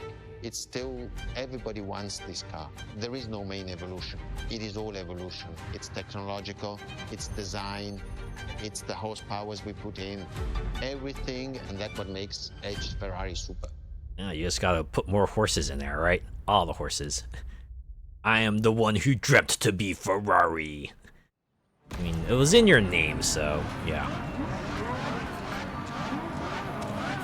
You know, those quotes kind of suck. They try to make them inspirational. They're not really doing a good job of it.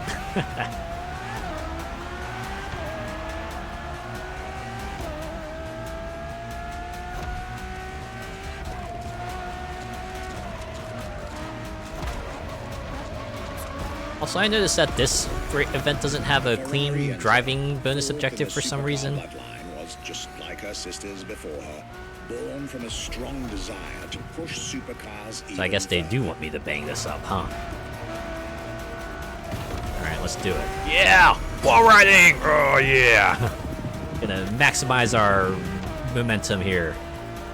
As the first Ferrari of the century. Okay, that's not a solid wall. Probably don't want to run into that. The racing world, the Enzo was meant to strike hard. Oh, here we go. Here's another one. For Wall ride! Or rather, for the whole sports car industry. Yeah! Nailed it. Could they be any more up themselves? It's a bit much. I have to admit, this is a bit much. It's like they ran out of good quotes halfway through. They're like, this one sounds cool.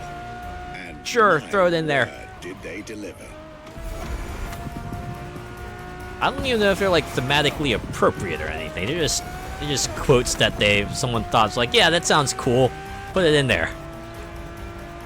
Ride the wall, yeah. Is it all left turns?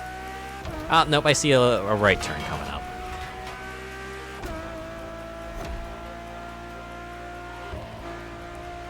Maybe they want the wiki quote. Oh god.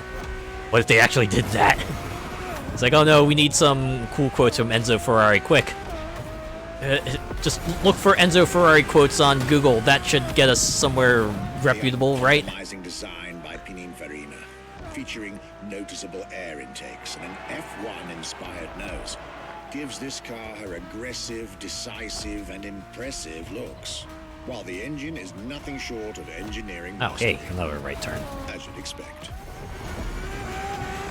Add to that better handling, better carbon brakes, and electronics that make the car as reliable on an everyday drive as it is savage on the racetrack. Yeah, the telemetry and all that. Yeah, really taking advantage of that wall ride there. Oh yeah. The latest 21st century tech, alongside the legendary Ferrari Fury. Oh my god, I don't think they quality controlled that caption well enough. Her name alone shows how confident Ferrari was about this car. How in the world did they miss that the legendary for some reason was split so that the L was on one line and the legendary was on the next line? Owning one of the 300 Something about their captioning program really messed up there. in existence is like owning a piece of car history. Wait, there was not a solid line there. Like owning a piece of art. Whoa, let's not get ahead of ourselves here, jeez. I'd love to know why cars always thought of as she. Seems to be that way for most vehicles, right? Like planes, boats, and zeppelins, anything like that. I'm pretty sure there's a history behind that, but I have to look that up. I'm almost certain I was like talking about that with my friends group like the other week, and I'm almost certain one of them explained it, but that explanation escapes me now. There we go. Did it. Got some proper wall riding in, since we didn't have to worry about a clean driving objective. This is Enzo Ferrari's legacy. So like the most damage you see on that car is just like a few scrapes on the front, a few chips of paint on the side there. I guess at least they have some degree of damage modeling, right?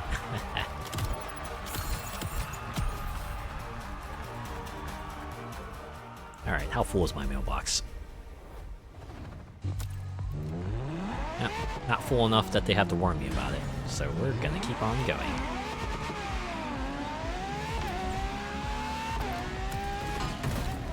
After the beautiful tribute that was the Ferrari Enzo, the world had to wait more than 10 years to encounter a new Ferrari Supercar. But eventually, the next generation arrived, and once again, caught everybody off guard.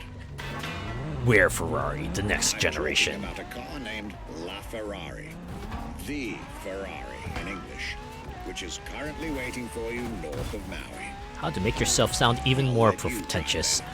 Then we'll talk some more. Add "the" in front of the title. It's like a reboot of Ferrari, right? It's like how you reboot a movie series, but with like the title. It's just the Ferrari. So basically, it's Ferrari the Ferrari. Yeah, exactly, right? Middle name the. It's like Sonic the Hedgehog, or Knuckles the Echidna, or Tails. No one actually says Tails the Fox, right? It's either Tails or Miles per hour.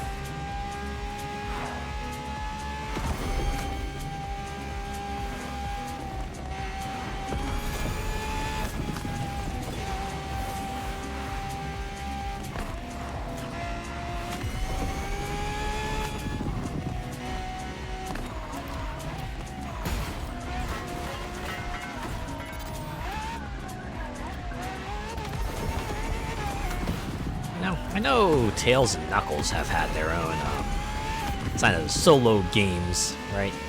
Has Amy Rose ever had like a solo game? A game where like she's the star? I don't think so.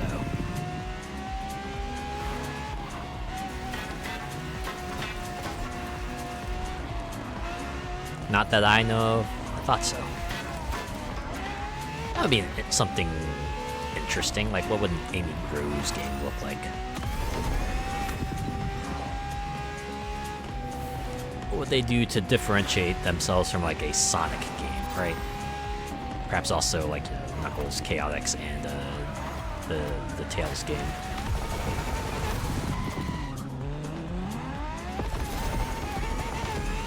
They'd just have to add in like hammer mechanics. Need a James Bond style spy game with Rouge. Oh, you know what? That's actually a pretty good idea. Yeah. Give us like a stealth action game with Rouge. I'd be up for that.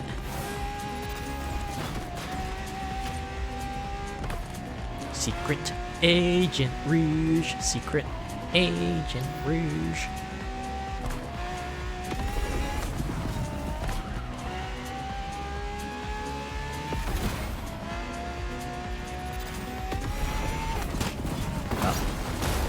Oh, it's fine.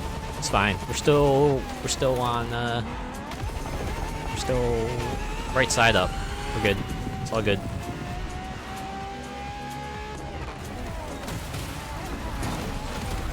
Well, it's okay. We're still okay. If you get caught, flirt your way out of trouble, as is her way. We'll have like social mechanics in there. Something like the blend mechanics from Hitman. Ferrari, LaFerrari. Loaned vehicle selected, Ferrari LaFerrari. Oh my god, what is that? That American Gladiators ass assembly. Ferrari is the first Ferrari we have with an hybrid engine. Oh, whoa! Electronic and gasoline.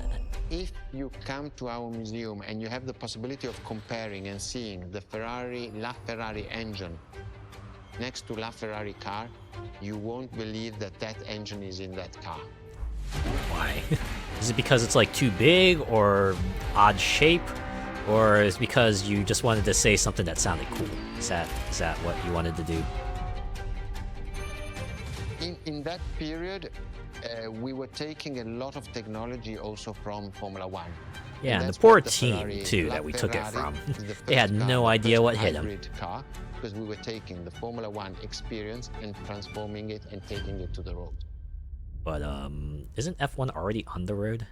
The future is always in the hands of those who know how to preempt it. What the fuck is that even supposed to mean?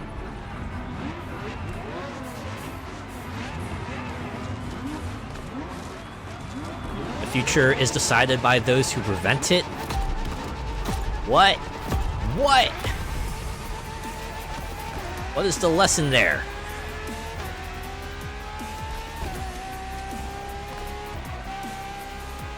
There it is. It's 2013, and a new supercar emerges from the Maranello factory. Did these folk have a side hustle writing fortune cookies? Ferrari still treated their rivals to a true tour de force. A car that yeah, just watch next. The next splash screen, the next end screen is just gonna have someone going, "Help! I'm trapped in the Ubisoft writing room."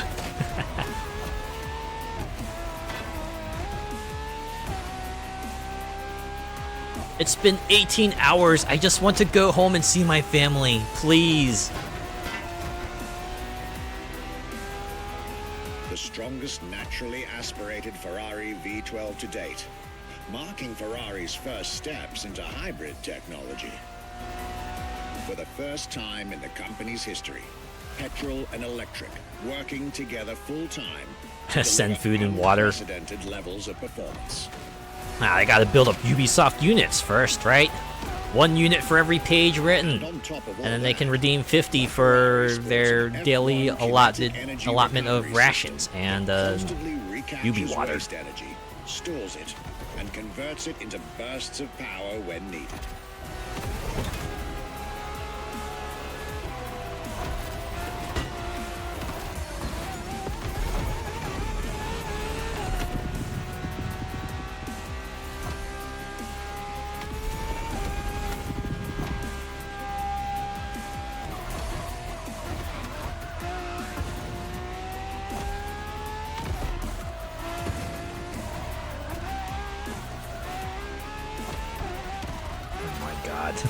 I think I just got like an inspiration for another stream clip. It's been a while since I did the last one. I'll put this on the stack along with all the other things I want to do. It's gonna be great though. It's gonna totally justify having a 1920 by 1280 video or 1080 video. At both ends of the spectrum. Higher performance, lower consumption. Glorious achievement. Glorious!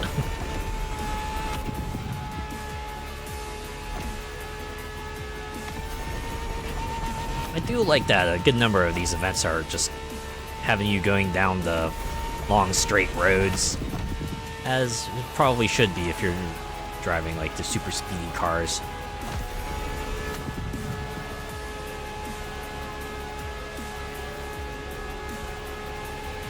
Also, what is it with this like techno orchestral mix we got going here?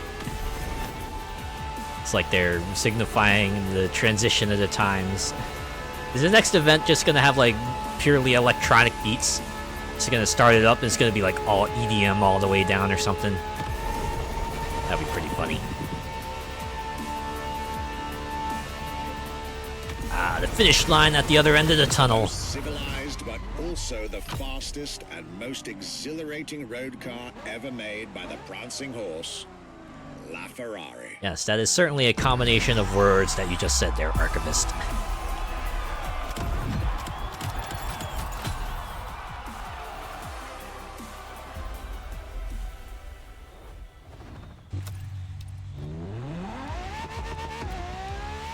Alright, how many more of these do we gotta do? This was La Ferrari, the fifth and ultimate Ferrari supercar. Or is she? But wait, there's more? So long ago, we would have called it a day on this playlist, right about here. After all, La Ferrari was the last supercar ever made. The final word in Ferrari supercars. Until now. But that's not true anymore. Should have just gone with until now. To spice things up, let you get to full speed and they activate the chase breaker or power play. You know, what if they did that as a playlist, right? Just a sequel to like the movie playlist, but they let you activate like the stunts right as you're driving down the road. Maybe a proper split-second tribute.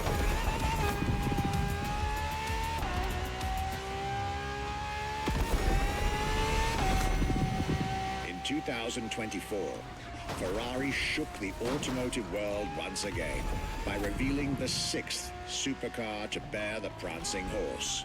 They did just 6 supercars, damn. The news of Ferrari unveiling a new supercar was already more than enough to get any car enthusiast in the world on their feet. But the reveal of her name is what made everyone lose their mind. The Ferrari F80. Oh my god, I'm just exciting time to be alive, isn't it? imagining someone on their couch, right, to see like the news appear. Ferrari F80 announced, and then a guy just like leaps up off the couch and says, "Oh my god, F80!"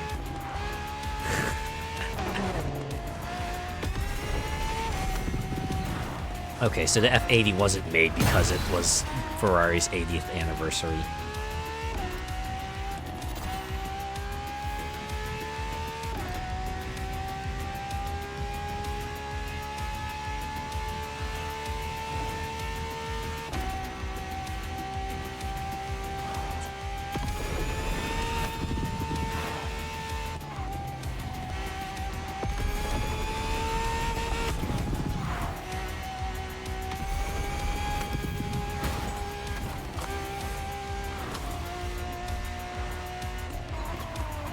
Of course, they cap things off by calling it the Prancing Horse, because that's the Ferrari logo, you see.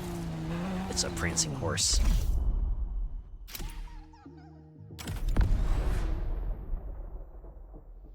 I haven't mentioned it before, like 2/3 of this week's summit requires you to own an F80. It is mainly the people. Thankfully, if you've been like saving up since even if you only got this game when it came out on Steam, you probably have more than enough money to pick up an F80.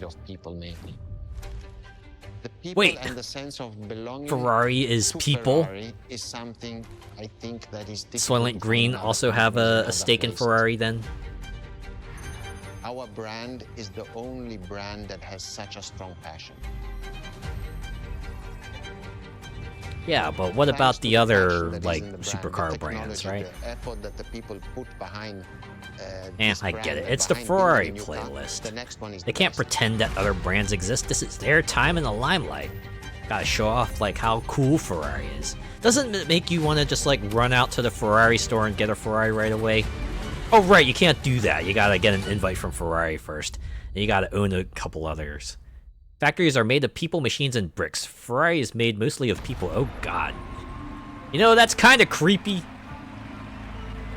It's like grind people's bones and just like bake it into the Ferrari body.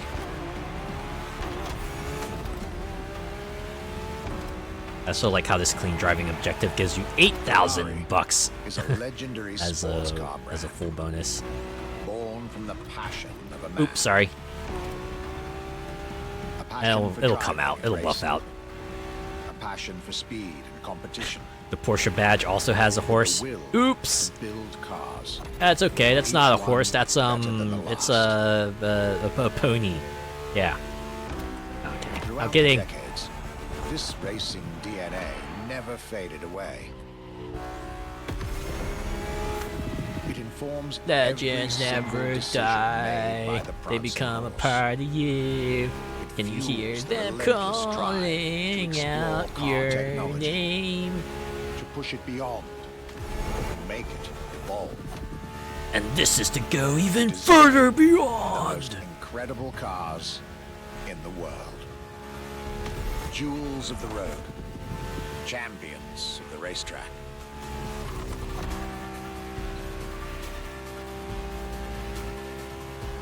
I'm really leaning into the electronic now. It is cars that have become pop culture icons. Cars that share a special bond with millions of people. Really? Millions of people own Ferraris? You know what? I can believe that. The name Ferrari consider like 8 billion people in the in the world. 1 million is still just a small fraction of people, right? It is part of a collective consciousness. Oh my god, really? Just a cross-section? Ah, yes. This is your legacy. Cars are a vector for dreams. They're modern legends, both real and mythical, in a way. Really going all out with the presentations. They're an idea. All out as they can. Car is, in both fiction and reality. They're making it sound like they're creating real-life Pixar cars over here. You don't understand, man.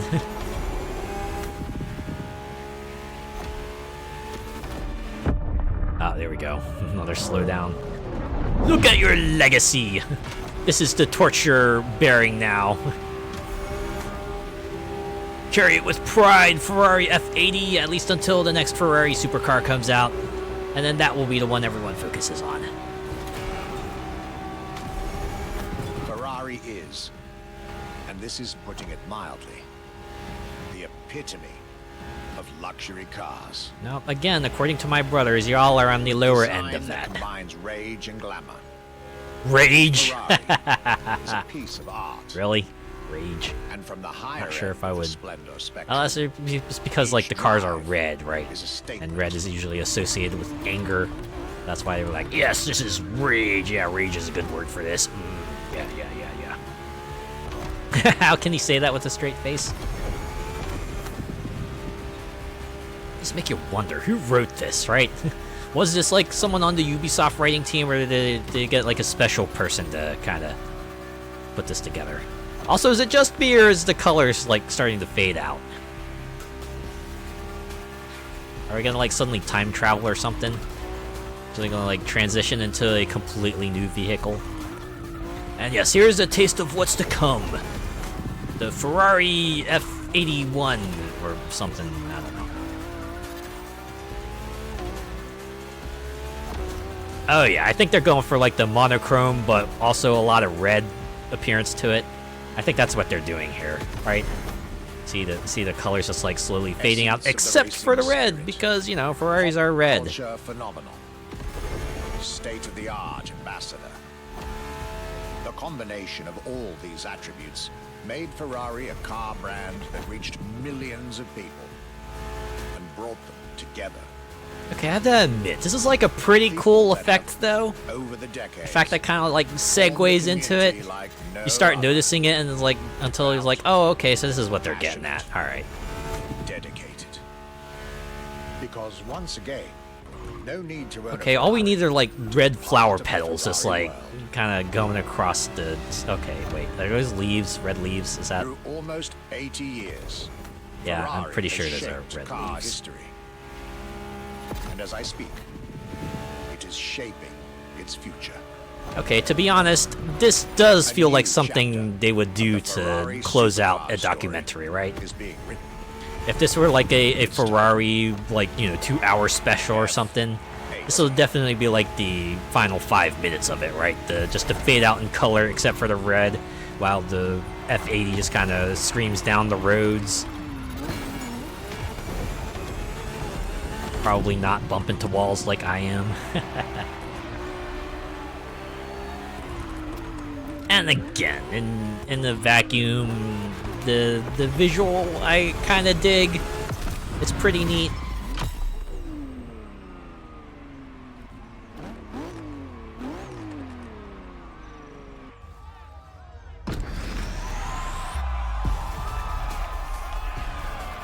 I like how they're kind of maintaining that filter even post-race.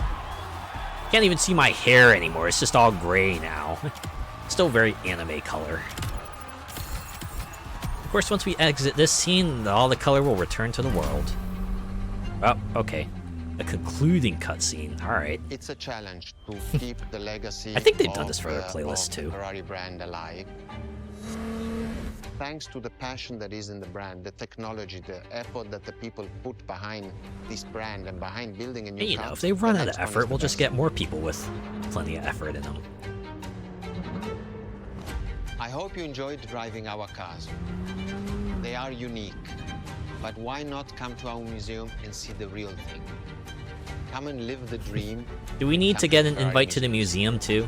Or is that Arrivederci. just like a free entry kind of deal? And to be honest, I still kind of like the Lambo playlist a bit more, but that's just me. This was our exclusive Ferrari experience. Now, time to get your reward. Yay! A Ferrari car to call my own. I will put that in my garage with all my other Ferrari cars I have.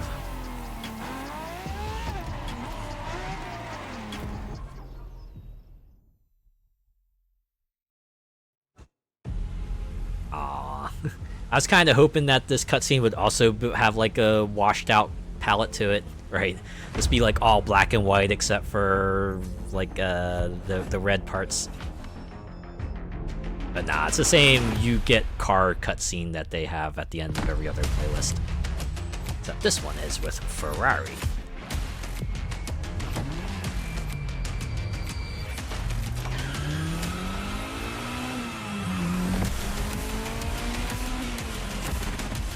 To be honest though, that doesn't sound like a Ferrari engine. It kind of just sounds like a car engine.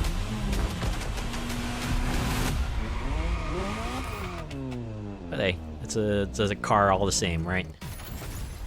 Yeah, we did it! Ferrari's done. And that's all the playlists up to now. Go. Speed Clash, Ferrari Supercars, challenges, plus custom mode unlocked. There we go. Well, with that, we are now up to date with the playlists. And funny thing is that they've already like teased what their next playlist will be, right? Apparently it's going to be like another focus on engineering. And they said this was going to be unique, right? Instead of dropping the playlist all at once, they're going to introduce a new event every week starting at the beginning of August. And they're adding one for like the next 12 weeks. Apparently, like each section of 4 weeks is going to focus on a different area. I think it was like French, German, then British engineering. So that's the cars they will be focusing on. And according to the timetable, at least, that will bring them all the way up to November, which means it'll be time for year 3 of Motorfest. Which makes me wonder, will they do a year 3 of Motorfest? And if they do, what will we see? Personally, I'm hoping they do like viewer sponsored playlists. Right? I want to see more original stuff come out. Right, give us more like Chase Squads and Made in Japan Volume 2s, something along that line. Like, I don't know, I want to see a main playlist perhaps bring monster trucks and demolition cars back into the limelight. I know they got their Demolition Royale thing, but I don't know. I one of the things I like about Motorfest playlists is that they're not afraid to kind of switch up the gameplay, you know? Giving us a wide variety of things to kind of give a taste of. And to be fair, there was a pretty decent variety of stuff here. They had a whole new event type with the action playlists and several gameplay elements that they kind of mixed up here and there. But yeah, there's certainly a lot of space that they haven't touched on yet. So yeah, who knows? Maybe if they do announce a year 3 and there's like 2 playlists that come with that, perhaps we'll come back to this and check it out again. But yeah, has been a revisit to Crew Motorfest. Has been a look at the Maui Tour playlist and the Red Bull playlist and the Ferrari playlist. I hope you had a good time with them, however you may have enjoyed it. But for now, I think I'll go ahead and call things here. Yeah, thanks to everyone who came by and hung around and chatted, and even if you just lurked, I appreciate each and every one of you. Have a good night. Yeah, you have yourself a good morning, Molecular Shadow Fox. Thanks for hanging out. But yeah, I'll be back on Friday, or we'll finally continue Clair Obscure Expedition 33. Last we left off, they were about to go meet Esquier. Although, probably hit some side areas before that, because, you know, I wanna get all the things, you know, it's an RPG, you gotta hit all the side quests, get all the cool equipment so you can be maximally prepared for what comes next. So I hope you look forward to that. Alright, let's look for someone to raid for now. I'm actually pretty glad, right? I'm glad after the big crash, the big freeze, and then the game crashing the second time. It held together. It held together this time around, so I appreciate that. Hopefully it'll keep on holding until we find someone to raid. Can't see why it wouldn't.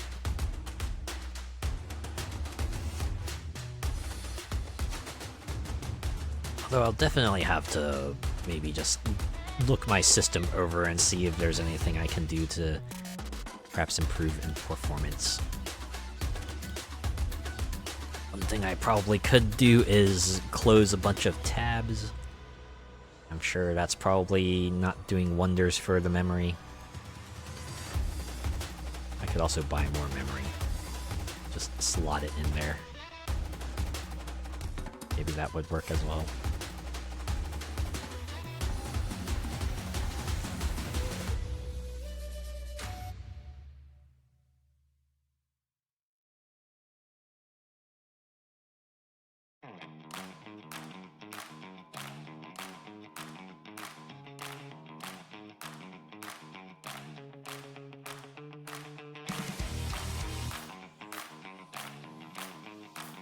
Wow, someone's playing Need for Speed Most Wanted. You know, I'm kind of amused that I will still occasionally see people play this game. I mean, it's a very good game. I guess that's why. Right, even this long after, you don't see too many games that kind of do the whole police pursuits thing. Especially not as well as Most Wanted did it.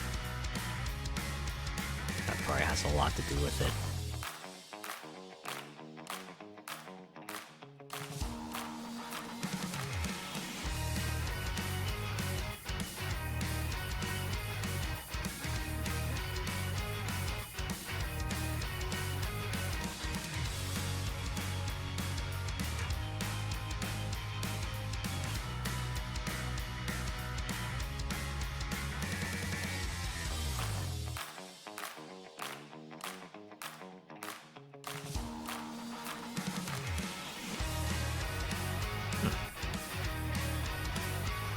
seeing as many people online as I am usually.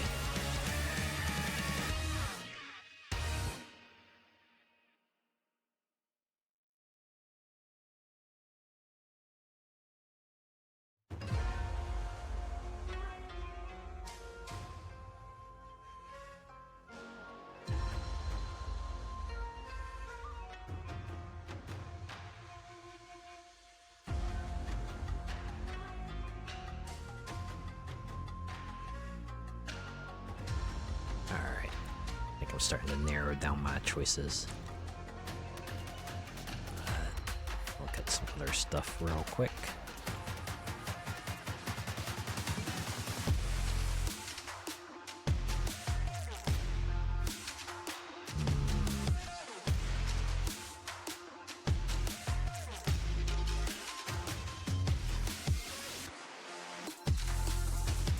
Yeah, okay. I think I have decided. Let's see if they have raids open. Oh, let me stop my raids real quick. Okay.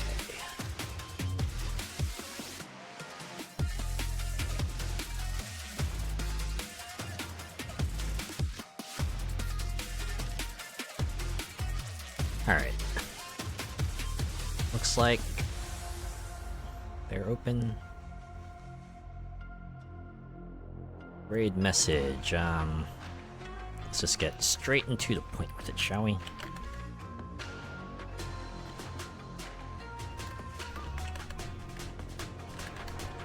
Let's get real dumb with this.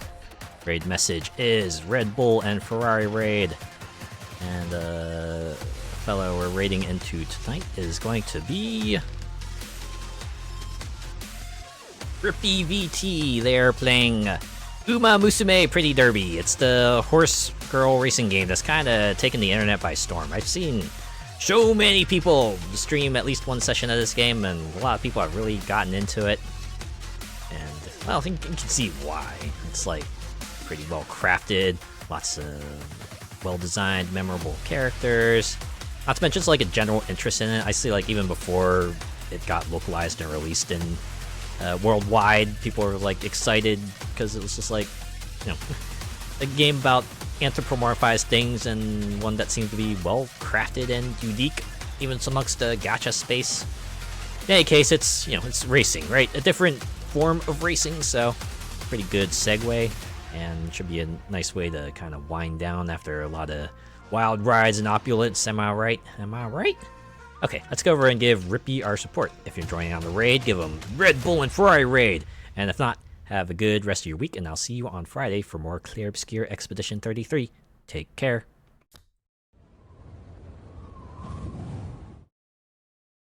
Seriously though, what was up with that Ferrari playlist? Alright, see ya.